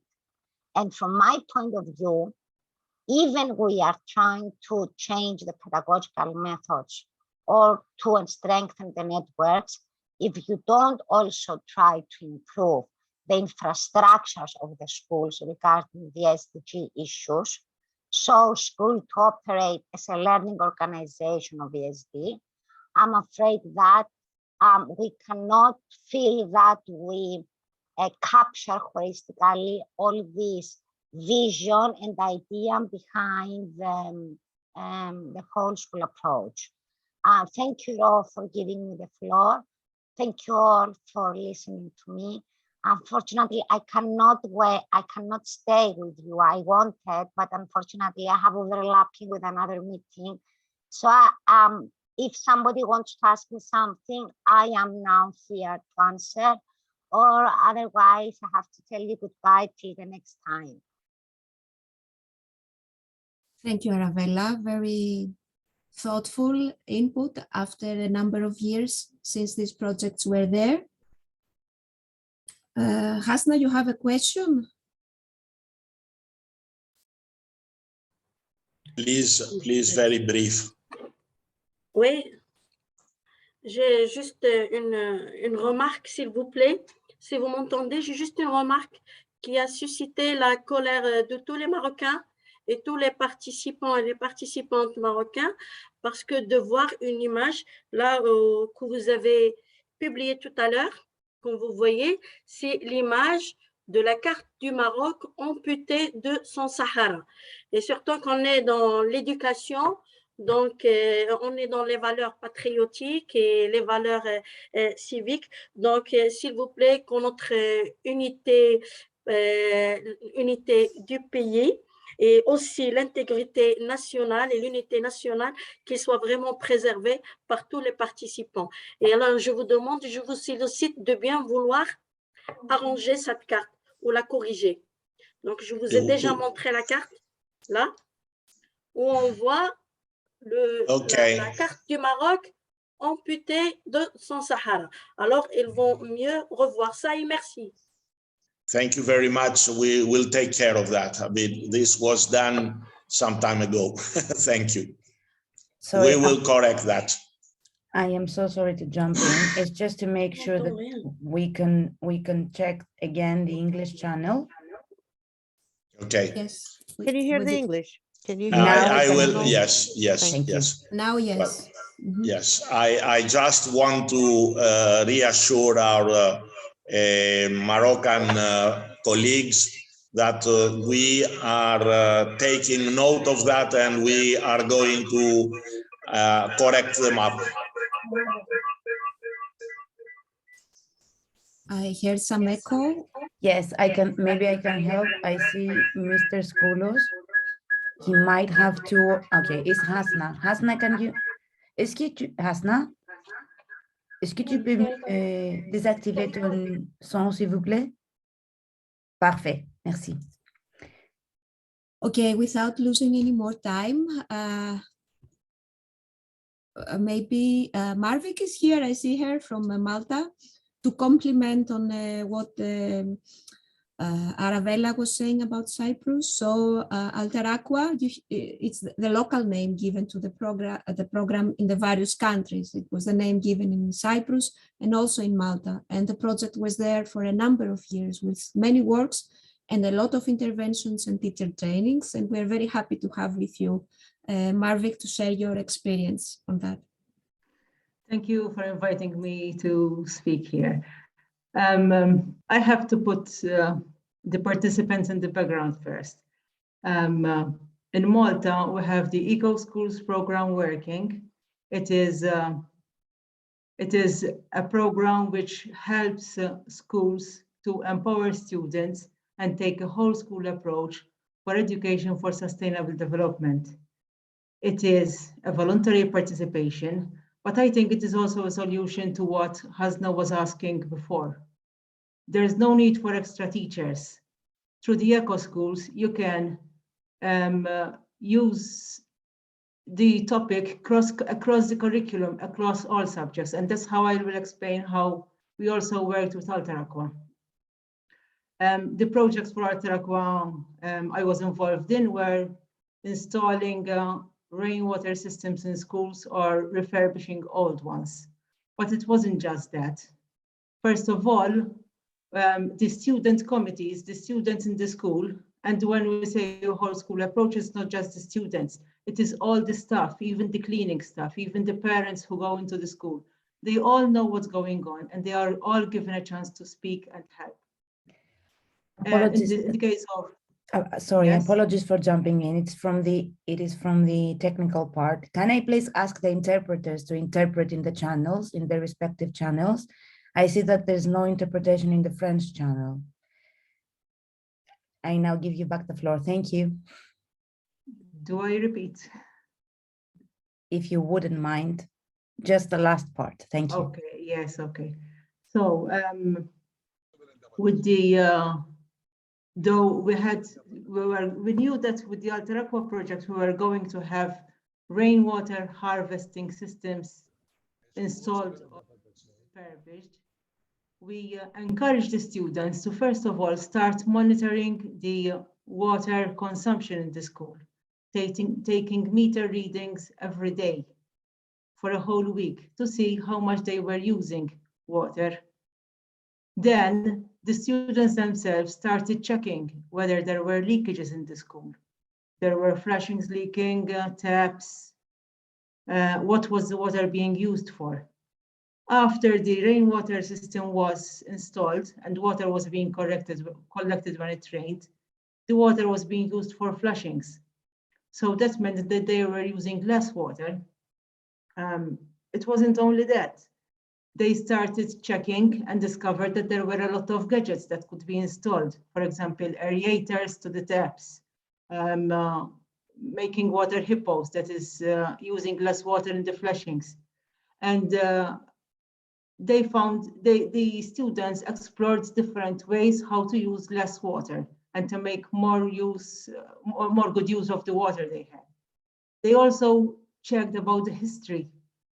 For example, they started interviewing old people, and that was incorporated in the English and the language lessons, and asking them how they used water and where they got the water from 20, 30 years ago, 40 years ago, which was a different situation. They checked into history and they found out that in the 1500s, the Knights had already made a law that all buildings should have water reservoirs. So that's the way that everything is incorporated. There's no extra lessons needed. There's no extra teachers needed. It's all that all the teachers get to know about the things that are related. It is like taking a whole school topic approach on, for example, water in this case. In the case of the gray water systems, they also investigated the possibility with the systems that we have installed in Malta and Gozo, which is different from that of other countries. It is important to learn that not all countries use water in the same way. They have different systems. What irrigation systems they use, which are the more sustainable systems to irrigate with, between sprinklers, pipes, water channels, a lot of different things. The students also they started off with the review, but after doing this, they continued monitoring the water meter readings. So they saw that they were using less water and they were satisfied. They started seeing smaller bills. What they were doing, they went to tell their families, and at home they started doing the same things. It is all, it's involving the whole community. I don't know whether I am replying to the questions wrong. Well, for me it makes sense.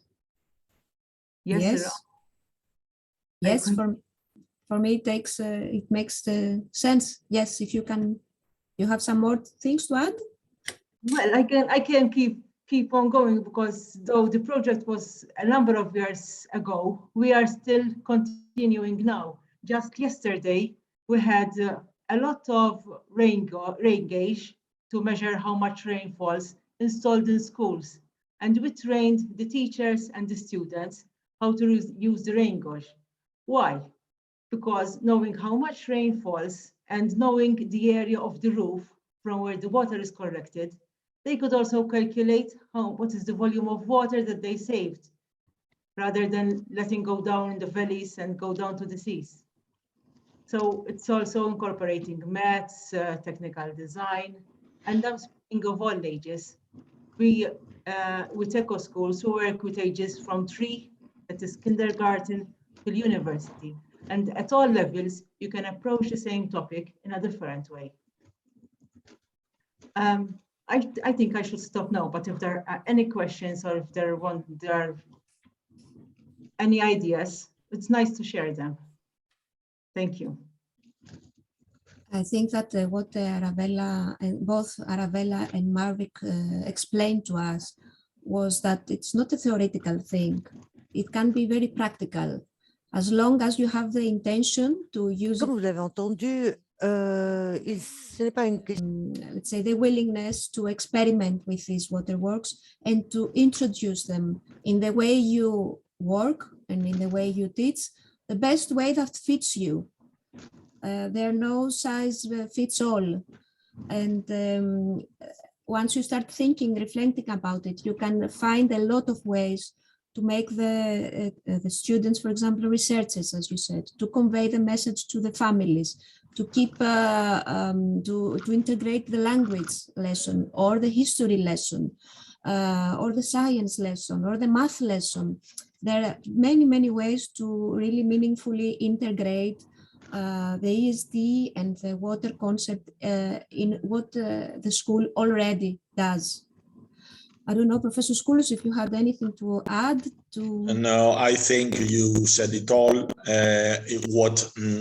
What we need is to make educators familiar and confident and relaxed in getting into this. It needs a little bit of effort, but the results are impressive. They see the interest of the students, and this is a dynamic relationship. The more you get into that, the more confident educators feel, and they introduce this in their everyday approaches. I see that there is a request by Zineb.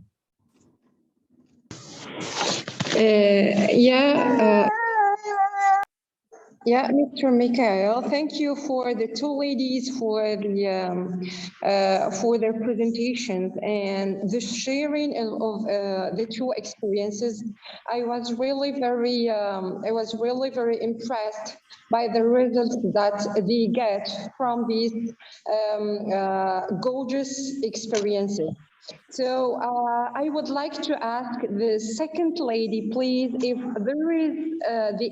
there is some possibility to share with us the canvas of the interview that they had with all people, to use it for our diagnosis. Because we gonna so far to have a new experience as an ONG to implement a system of reusing water, and how eventually can help us to get or to make this interview with people and to know what are their needs about to rebuild the system of assessment in their locality. Please, and thank you very much. Okay. Thank you.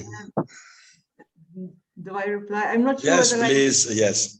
Okay. I'm not sure whether I understood the question, but the students, first of all, asked the old people, where did they get the water from when they were young?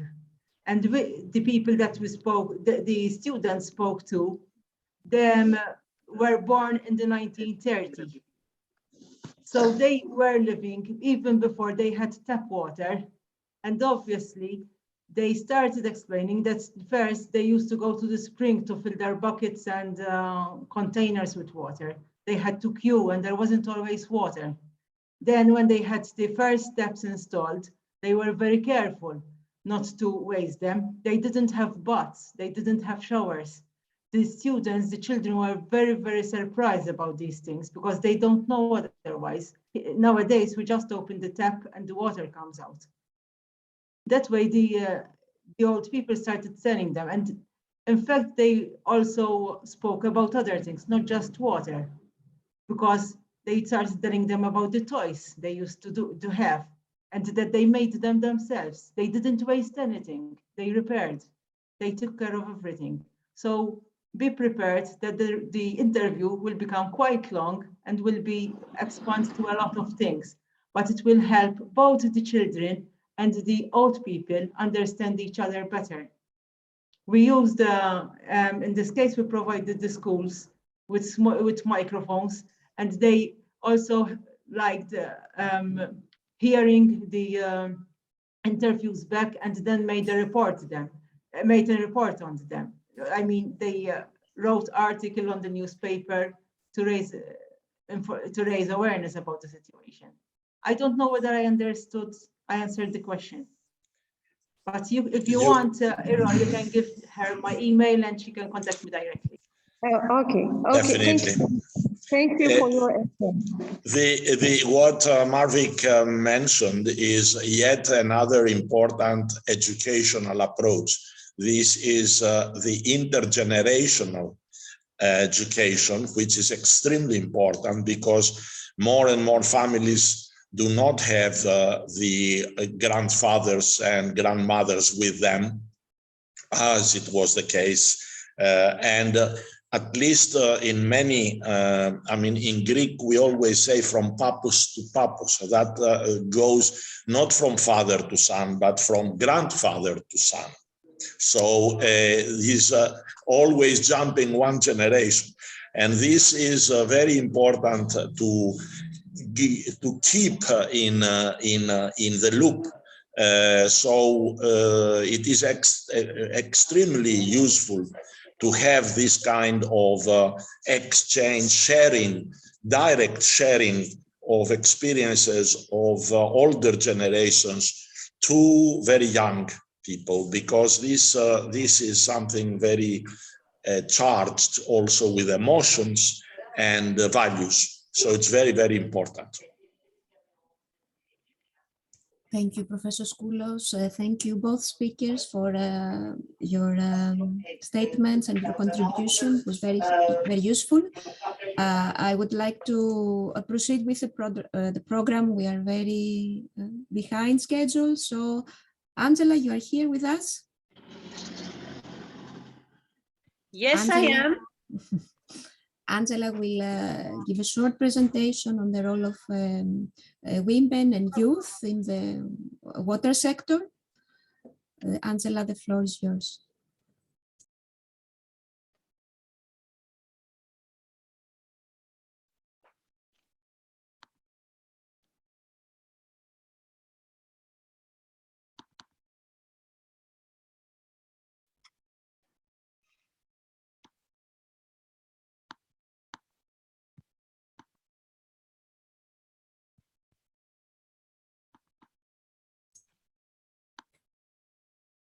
We can see the screen. Sorry, just a minute, because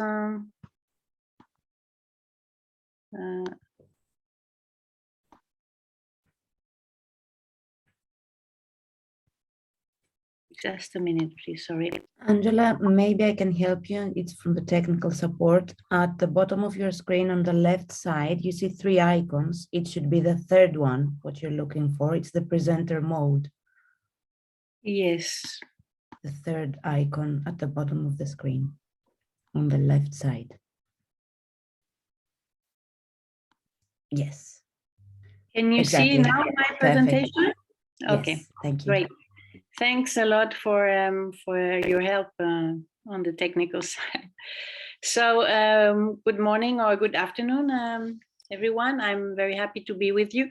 I will shorten my presentation a bit because I think we are slightly behind. So the webinar will be in two parts. I mean, now today I will present the first part of the presentation on gender and youth and their role in water education and water resources management. So basically, to explain you a little bit, I will go ahead with some slides just to explain a little bit what is where gender and youth mainstreaming is situated in the WES project. We have integrated under the component that is entitled Enhancement of Enabling Conditions. Because obviously one of the enabling conditions for correct water and environmental resource management is to help youth and women to be more involved and empowered in water management and, more generally speaking, sustainable development. So we have under the youth and the gender component, we have two aspects. One is that we have integrated it in the structure and management of the overall project, as well as in the activities. To do so, we developed in the first phase an action plan that was based on a multi-level study, which included an extensive desktop research on international, regional, and legal framework and institutions. We also did develop country profiles for all the countries that are covered by the WES project. We conducted a number of stakeholder surveys with women organizations and youth-related organizations, NGOs, and not only, also other entities, including government entities. And then after that, based on all these inputs and the analysis of the data, we developed a methodology for the mainstreaming of gender and youth dimensions into the WES activities. This is a little bit here. You can see the overall steps or phases. While developing these, the work, we were interacting with experts and, of course, participants and stakeholders in the WES project. We are now where the discussion that is taking place today is situated in the last part of the step, which is the integration and mainstreaming of gender and youth into the activities, since this webinar is one of the activities. So why does it matter to involve and empower women and young people in WES activities? That is one question that we need to address. The second one is, what is their role in water management and what are the challenges they face? And also connected to that is to what extent education in water related matters is important. So let's see some facts. I will start with some very general facts and then try to narrow down. Please take into consideration that so far there is more information for women. There's more gender disaggregated data than for youth towards more adult population.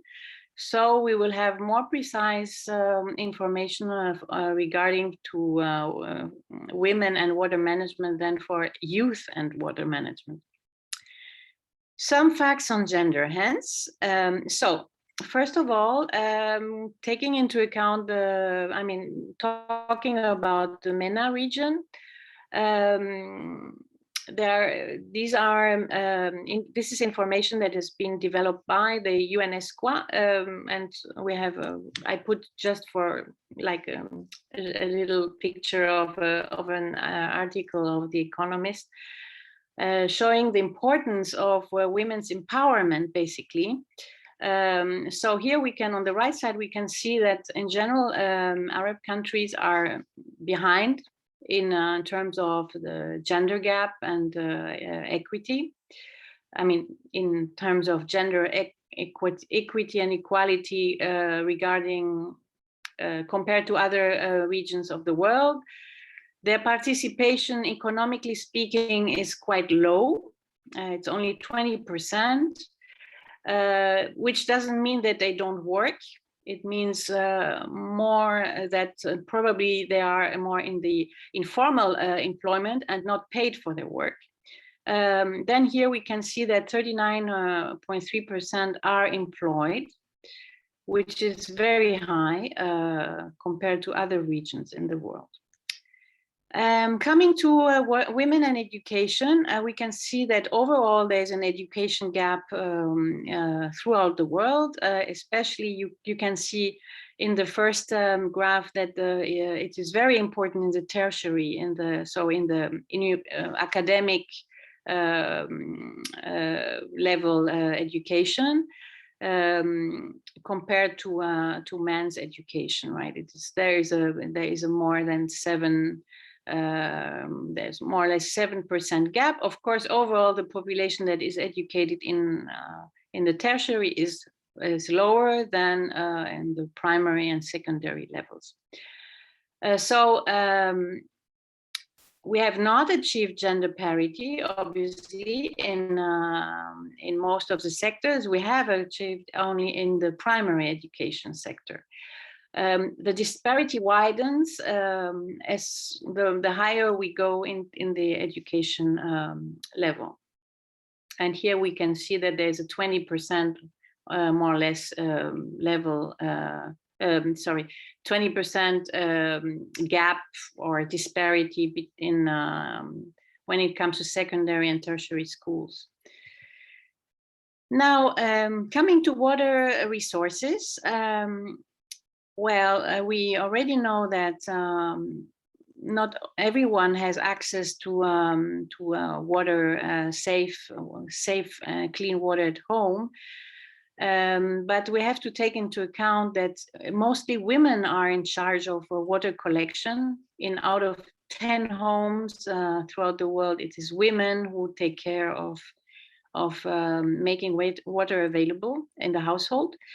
And this means that 200 million hours are spent per day by women collecting water. Also, what is interesting, if we see now where we have gender focal points around the world, we can see that water is one of the areas where there is less focal points, be it in the ministries for agriculture or in the ministries for water. So there is also a gender gap in the management, or not even management, but overall employment in these sectors, and in the representation of women in these ministries. And however, despite this, only 26% of the countries are actively working on gender mainstreaming in water management. So there is a lot of work to do. As we know, women are very active in agriculture, and agriculture is a big consumer of water, up to 80% in some places. But what we can see is they are very, very rarely the owners and the holders of the places that they are running, the farms, for example, although being extremely engaged in these agricultural activities. For example, we can see that 60% of workers in the agricultural sector in Morocco are women. And Sudan and Mauritania are not part of the countries that we are that we are talking now in the context of WES, but in general, we can see that a lot of women are involved in the agricultural sector, but they're very, very rarely the owners and of the farms that they're working on. And also what we can see on the other side of this slide is according to UN Women, women earn on average 30% less than men in the small-scale farmer households. So here we also see, despite the fact that women play a very big role in agriculture, they're not rewarded for it. This obviously also is connected to water management. They are probably less engaged in taking decisions in this field. Some facts on women's remuneration, or what the World Economic Forum calls gender pay gap.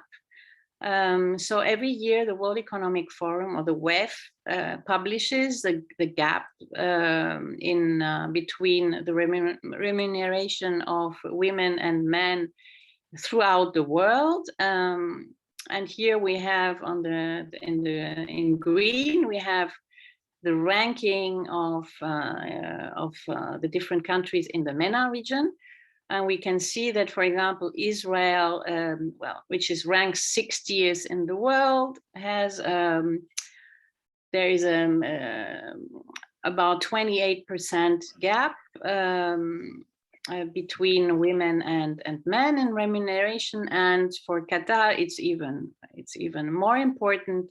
We're talking here about almost 38%. And overall, as you can see, compared to other regions in the world, the Middle East and North Africa, the MENA region, is one of the lowest, it's one of the regions in the world where the gap between the remuneration and the payment of women compared to men is highest.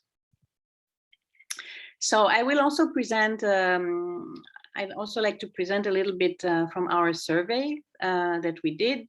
Some results, the replies that we got from some of our stakeholders. One of the questions that I found interesting is what women considered important with regard to water-related and environmental-related issues and challenges. As you can see, there are a number of interesting topics. For example, the financial support for women farmers in terms of also water efficiency, but in general. Women are also very concerned about the capacity to improve resource efficiency and promote circular economy. So here I will not go into detail of all this, but you can see that they found very important a number of topics that are addressed in this webinar, including also the management of water utilities and land ownership and property, and the involvement in agricultural water management, such as irrigation and rainwater harvesting. A second question that we had in this survey: what are the constraints that women face in implementing their activities that are related to water and environment? So we can see that there are some topics they found critical. Some, for example, is to secure adequate financial resources. That was found significant and critical at the same time. So there was a big response to this one. The other one is the enforcement of the legal and institutional framework, and also the improvement of the gender expertise in the field of sustainable development, environment, and water management. So yeah, this is for gender for today. We will go in more details at the second webinar that will take place in March.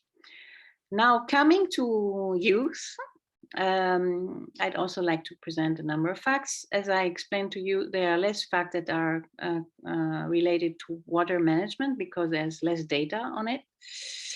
So, but some facts might be relevant and to be taken into consideration. For example, the proportion of youth compared to the rest of the population in Arab countries is quite high. And since we have a population growth that is ongoing, the proportion will of course rise. We will have about more than half of the population, even up to in 2050, young people that will be a lot of young people that will need to work and to be employed and that will seek to have decent livelihoods. So a number of figures also that are important for the MENA region, according to research done by UNESCO in connection to the achievement of the SDGs on education. Is here we can see that the education level in the region is not always very high, and it's not very and sometimes it lacks adequation compared to the needs and the employment sector. For example, here it says that 1/3 of the graduates that have taken technical or vocational education, for example, only are equipped for the labor market. So we need to take this into account when in WES, for example, because it means we need that youth, young people need more specialized training in water management or other related topics in order to be operational and be employable in the sector of water management, right? So I leave you with these percentages. You will have the presentation to go through. And now, yes, because education, as I showed before, is related to unemployment, right? And here we can see that the MENA region is a region in the world that has the highest unemployment rates. We can see it here again. Here we have the rates per country. And of course, the overall ranking of MENA towards vis-a-vis the overall world. So yes, Palestine, for example, has a very high rate of unemployment, and then we have low rates going towards Bahrain and Qatar, but they are not part of our of the West. But here you can see that countries that Tunisia, Egypt, Algeria, and Morocco are also included in these figures. So one of the important, coming back to these figures, what is important is to see what is the education that young people in the Arab region or MENA region have compared to the needs of the employers. And that applies, of course, also to the sector of water management. So probably we will need to involve more young people in education and professional development in water management to make them fit for purpose and to help them make a living from their work. Here I'd like to present you a slide, a result from our survey that we did last year. Which is related to the challenges, the issues and challenges that young people found important when it comes to the environment and water. So for them, access to financial support was very a big challenge. Also the training opportunities, as you can see, access to tertiary education, especially in the field of environmental, natural and social sciences. But other issues were also important, like banking services. So all this, we can take it into account when improving our improving our education and training in under the WES project. So since some young people are involved in activities already that are related to water and environment, we asked them what were the constraints that they were facing. So some of the more important ones that they were mentioned was the lack of financial resources, the lack of access to secure financial resources, also the lack of organizational infrastructure, the lack of opportunities for youth employment, and of course, well, not really, of course, but also stereotypes with regard to youth, in the sense that maybe young people are considered less able than the more senior people, professionals in executing in their tasks, which comes back to education, right? So I think these were some interesting insights that we got during the survey. Now, I know I went very quickly through the survey, but since we have quite a number of you here, almost 50 participants in this webinar, I'd really like to hear your opinion. And so we have prepared 2 questions for you, and we will share with you in a minute a poll. I'll just show you the questions so that you can see also the overall, what these questions, the more detailed, let's say, aspects of the questions before you answer. Right. I hope you can see the slides with the questions in addition to the survey. Yes, we can. Okay, cool. Thank you, Iro. So I'll give you 5 minutes, maybe, or maybe a bit less. I don't know, Iro, how much time we have to. 1 minute per poll. Okay. We are yes. Sorry, jumping in because I launched the poll. Yes, we are okay. almost in 1 minute. Maybe I will leave, because I see people answering, maybe I will leave a couple of seconds more. Very quickly. Okay, I see that the answers have stopped, so I will end the poll now, and I'm sharing the results.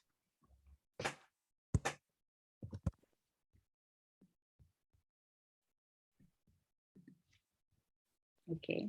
Almost equal distribution. Yes, very equal indeed. Should I launch the second poll? Okay, so the second question is on youth, and I'm sharing the slide with you. What do you believe, which measures would be most useful for youth empowerment in the field of water management? They're all, again, 4 answers, and you can choose 2 of them.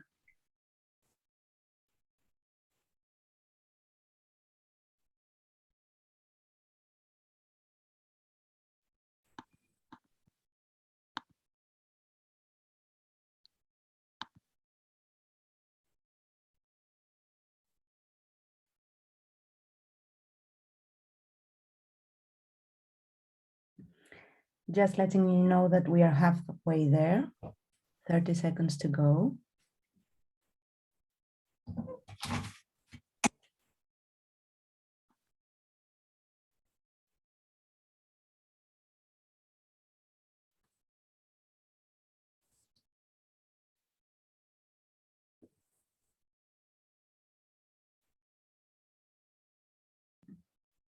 Ten more seconds. I see that everybody have voted and the answers feel a bit clearer.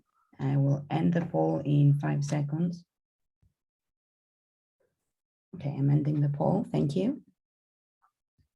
And I'm sharing the results now.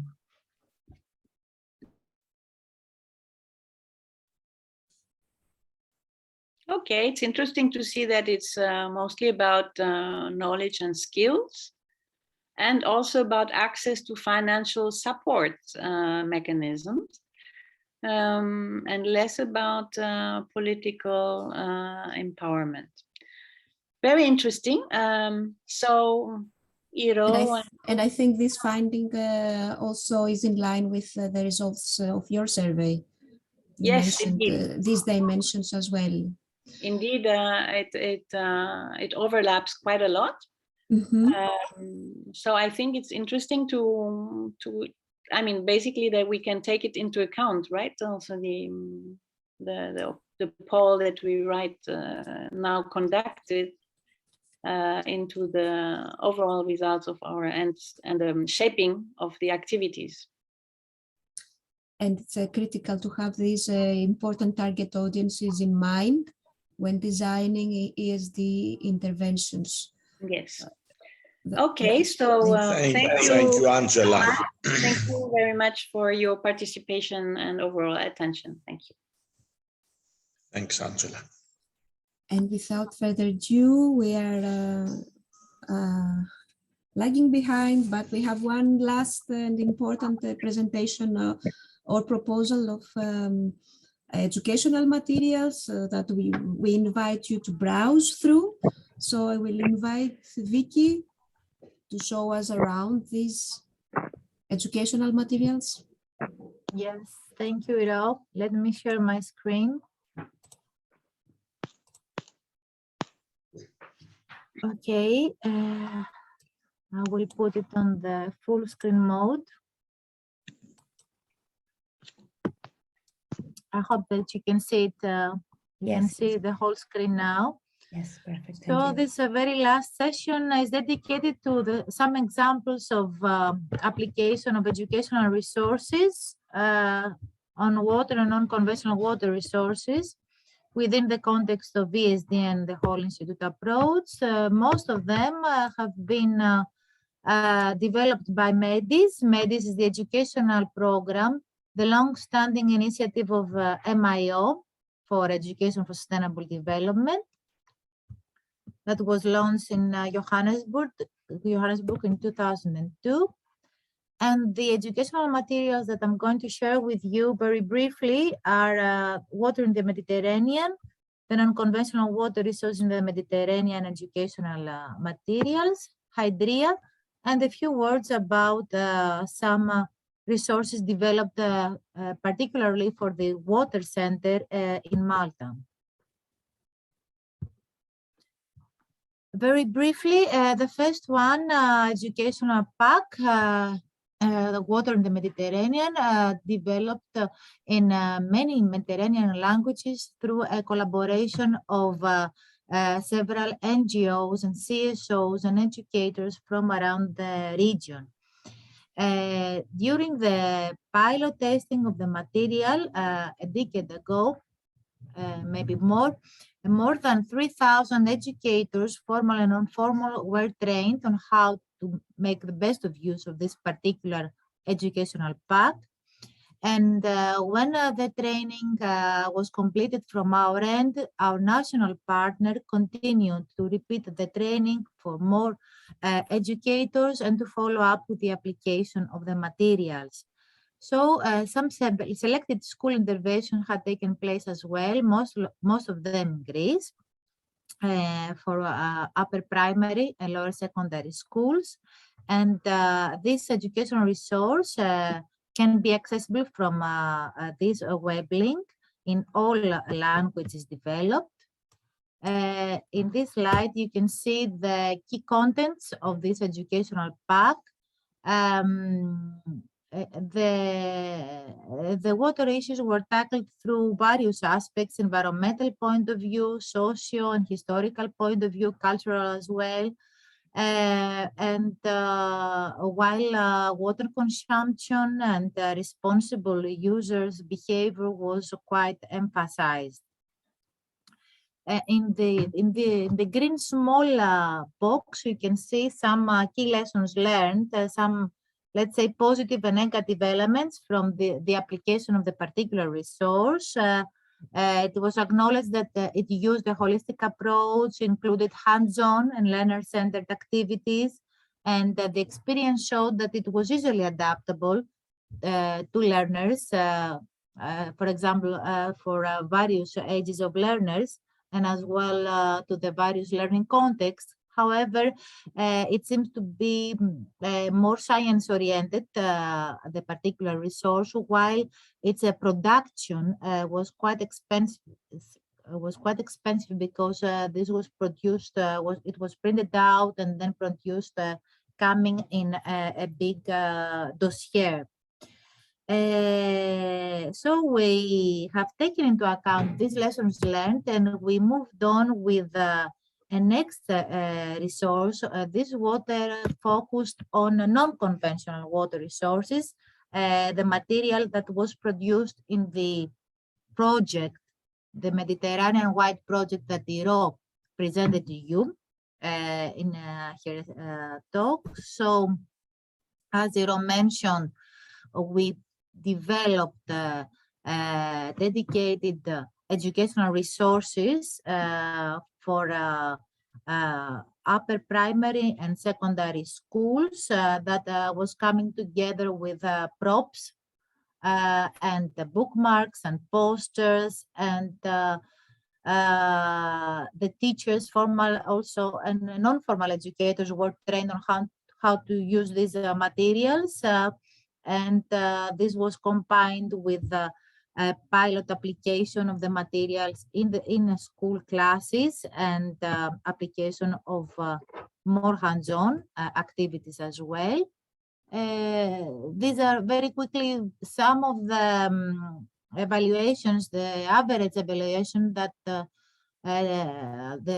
students shared with us, their overall feedback during their participation in the educational programs. But we will not stay more in this, because I would like to present to you the material actually the Alter Aqua educational material that was developed in 3 languages, in English, in Greek, and Italian, and you can find it in this link as well.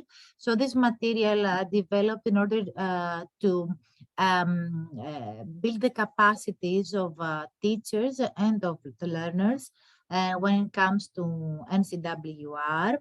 It includes a variety of activities, experiments, simulations, outdoor activities, surveys, very analytically presented in order to be easily used by the teacher and by the educator. The kit also includes worksheets and the necessary theoretical, let's say, part. This educational material was developed together with some posters and hands-on material. These are the contents of the educational resource.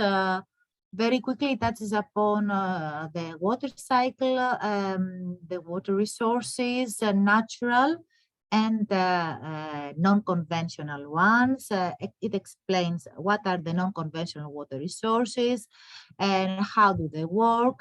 So the learners are discovering this new knowledge through simulation, through experiments. They do role-playing games. They go back through the time to discover water management and water uses in the past. They discuss and brainstorm on their own water consumption habits.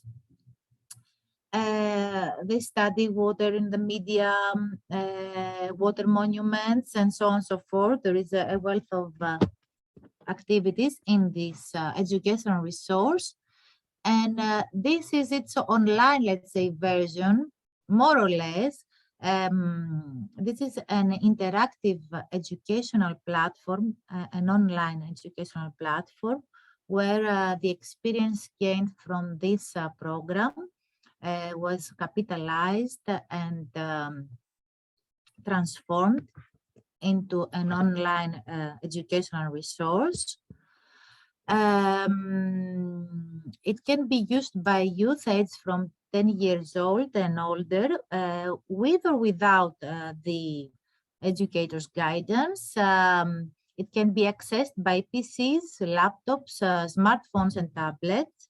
What it is quite important is that it does not retain any personal data in order to be fully in line with the GDPR things, and it does not require any subscription. So it's an open educational resource, and the users can navigate through it and interact at their own pace and way.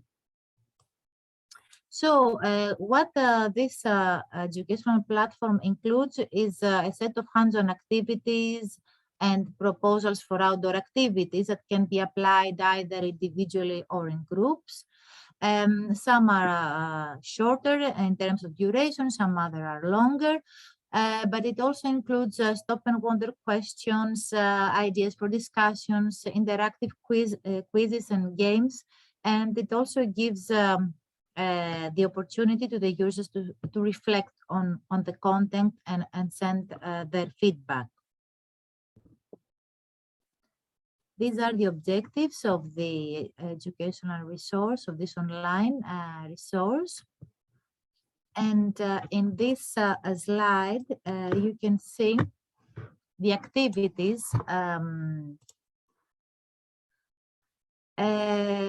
So if I may, I would like to spend a couple of minutes with you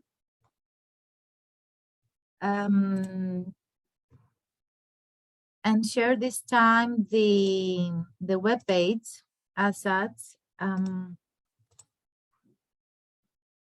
Let's see if it works. Okay, this is the home page, the landing page of the application. Okay, this is a city, a model of a city, let's say. So if you go to a pin and click, you can go into the various activities and various sessions. For example, if we click at the wastewater treatment, an intro card will open, and you get into the sessions menu that includes the objectives of the activity. What do you need in order to take the activity? How much time does it take? And so on and so forth. There is always a question when you start browsing the activities, some water readings, the key information that you need about the topic, issues for further discussion, more activities and games in order to see if the learner, the user has understood well the information, the topic. Further ideas for activities, this time, let's say for a visit to the wastewater treatment plant, how to organize it, some polls that the user is invited to complete the user's reflection on the activity, and usually each section closes with the links to related sections or to other external ones. So you will be you will be invited to browse through this and give us your reflection. But in any case, very quickly, we have selected for you some animations, very short video clips on non-conventional water resources that have been developed through this project and have been used in various settings with adult learners or student learners. And with this slide, I will stop about this project, and I will continue with very quickly with IDRIA. IDRIA is actually an open-ended online again educational awareness raising, let's say, platform that it serves as a virtual museum because it showcases the monuments related to water management around the region. It actually presents 36 cases of hydraulic works, of water management works across the Mediterranean. And since 2018, it has become a member of the Global Water Museums Network. This is it's a link where you can visit it. However, currently is under renovation. This means that you will not see this brand new homepage, but the older one that is still online, it's still functional, so you can get the key content. So Hydria presents the various water monuments around the region by type. You can browse them by type. They can be aqueducts, water galleries, specific site, waterworks, wells, fountains, springs, rainwater harvesting cisterns, so on and so forth. And this is how it will look like in a few weeks. Last but not least, for the water center in Malta, the AIM Center, we have been in collaboration with the Energy and Water, the Energy and Water Agency of Malta, the ministry, and we have developed 4 educational programs about water and unconventional water resources that that are coming either in the form of video games that can be played in the center on huge video wall screens, or they come in the format of hands-on activities, where the students, for example, may assemble an apparatus of a rainwater harvesting system, or they found out, they explore in a magnetic table how a wastewater treatment system works. However, these resources cannot be available for you because they have been tailor-made for the specific center. In any case, you can get ideas about it and maybe be inspired from it through, again, these web links where the activities are presented.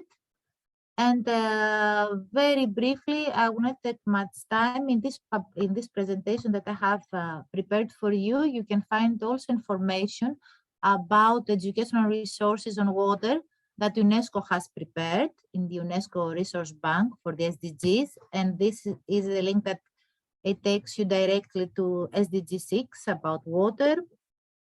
Dear School is an online, very interesting resource that you can browse and explore. And there are quite a lot of sections dedicated to grey water, rainwater, and in general water issues. And the UNESCO and IHP resource on water that was developed in 2012.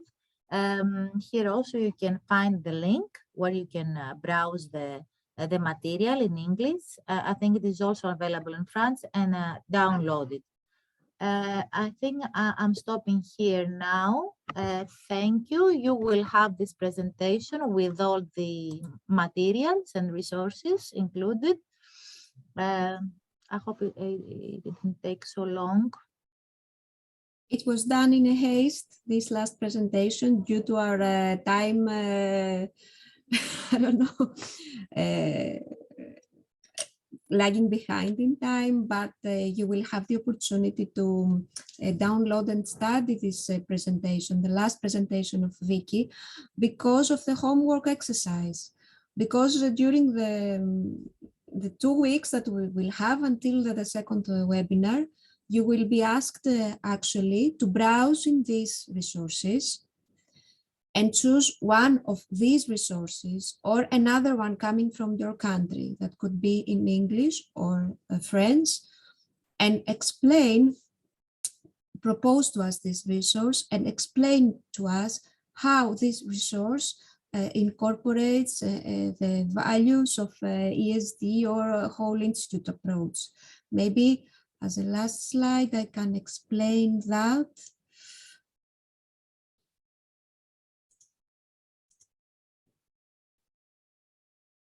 So one important lesson from today is that probably we will have a lengthier session in our next webinar in 2 weeks. We will make sure it is, we will program it to last around 3 hours in order not to go over our schedule. We will dive in methodologies in our next seminar. So we will look through the lenses of an actual teacher, a practitioner that wants to do something about non-conventional water resources. And as an appetizer, in order to do that, we will invite you to browse to the presentation of Vicky to explore the educational resources presented.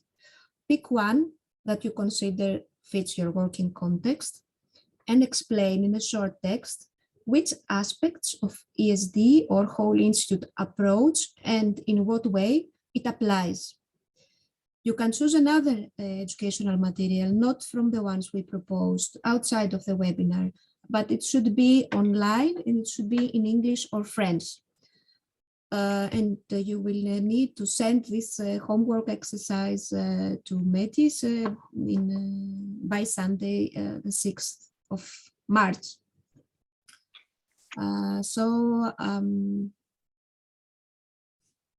We have on our side, we have some time for reflection, but I'm not sure how tired is everybody because we are definitely over our time. And I see Hasna. And I see Hasna is already, I will stop sharing, wants to take the floor. Thank you for being so willing to talk, Hasna. Yes, we hear you.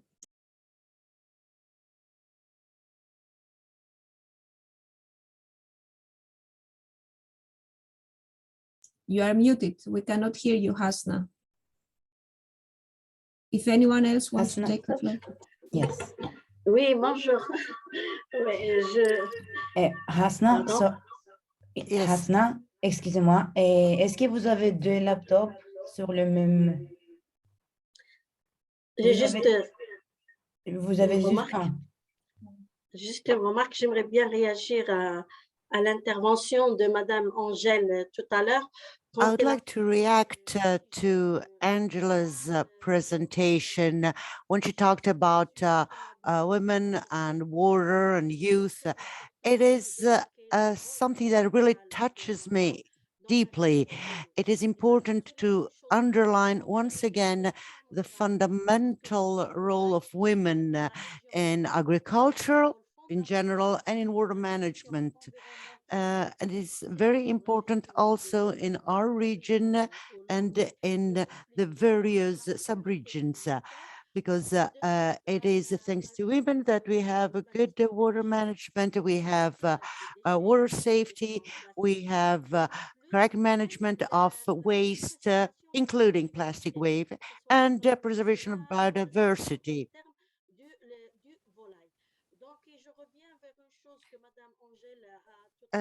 Angela said something in relation to the MENA region. She said that often there are schools that do not have toilets or sanitary infrastructure, and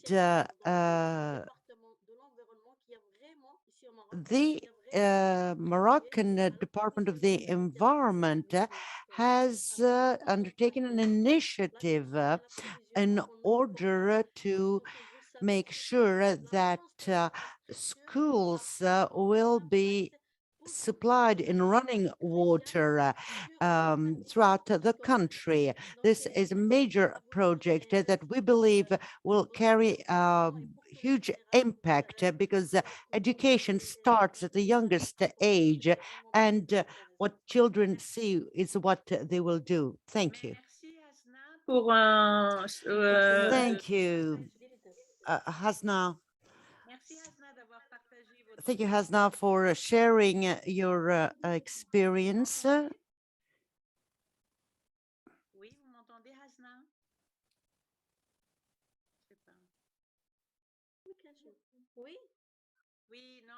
Yes.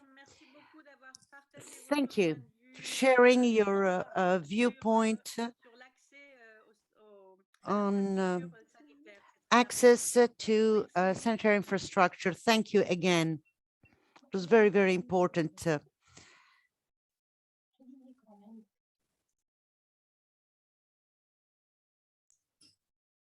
If anyone else wants to take the floor, please raise your hand.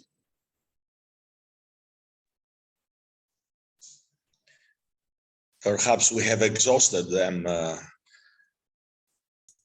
For sure. You know. I feel exhausted. So, okay. Well, thank you, everybody. Thank you very much for your interventions and questions and everything. Iro has asked you to invest a little bit more time on homework. Please take this time and write this short text of 200 words or a little bit more. And we do hope that we'll meet again in the second session on the date is 9th of yes, in 2 weeks. It's again Wednesday, 9th of March, in 2 weeks, same time. But we will make sure it is a little bit longer by design in order to allow more time to participants to reflect throughout discussion or exercises that we will do around the methodologies of ESD. So it will be a more participatory by design workshop, but we thought that this introductory webinar would give you the overall framework of a whole institute approach, and we thought that these concepts were important to be explained before we dive into more specific methodologies in the second webinar. And also we had a brainstorming, really. All this information you have the time to assimilate. Everything is going to be published, circulated, uploaded. So thanks once again, and thank you also, Iro and Angela and Vicky and our two friends from Malta and Cyprus. Please, thank you for all of you. We have we learned a lot today. Personally, I'm very glad. Thank you. Thank you, Habib. Bye-bye. And see you next time. Thank you. Bye. Bye-bye. Bye-bye. Bye. Bye, everybody. Bye. Thank you. Bye. Thank you, everybody. Bye-bye. Bye-bye. Merci beaucoup. Au revoir. Merci. Au Au revoir. revoir. À bientôt. Merci tout le monde. Au revoir. Au revoir, Tamer.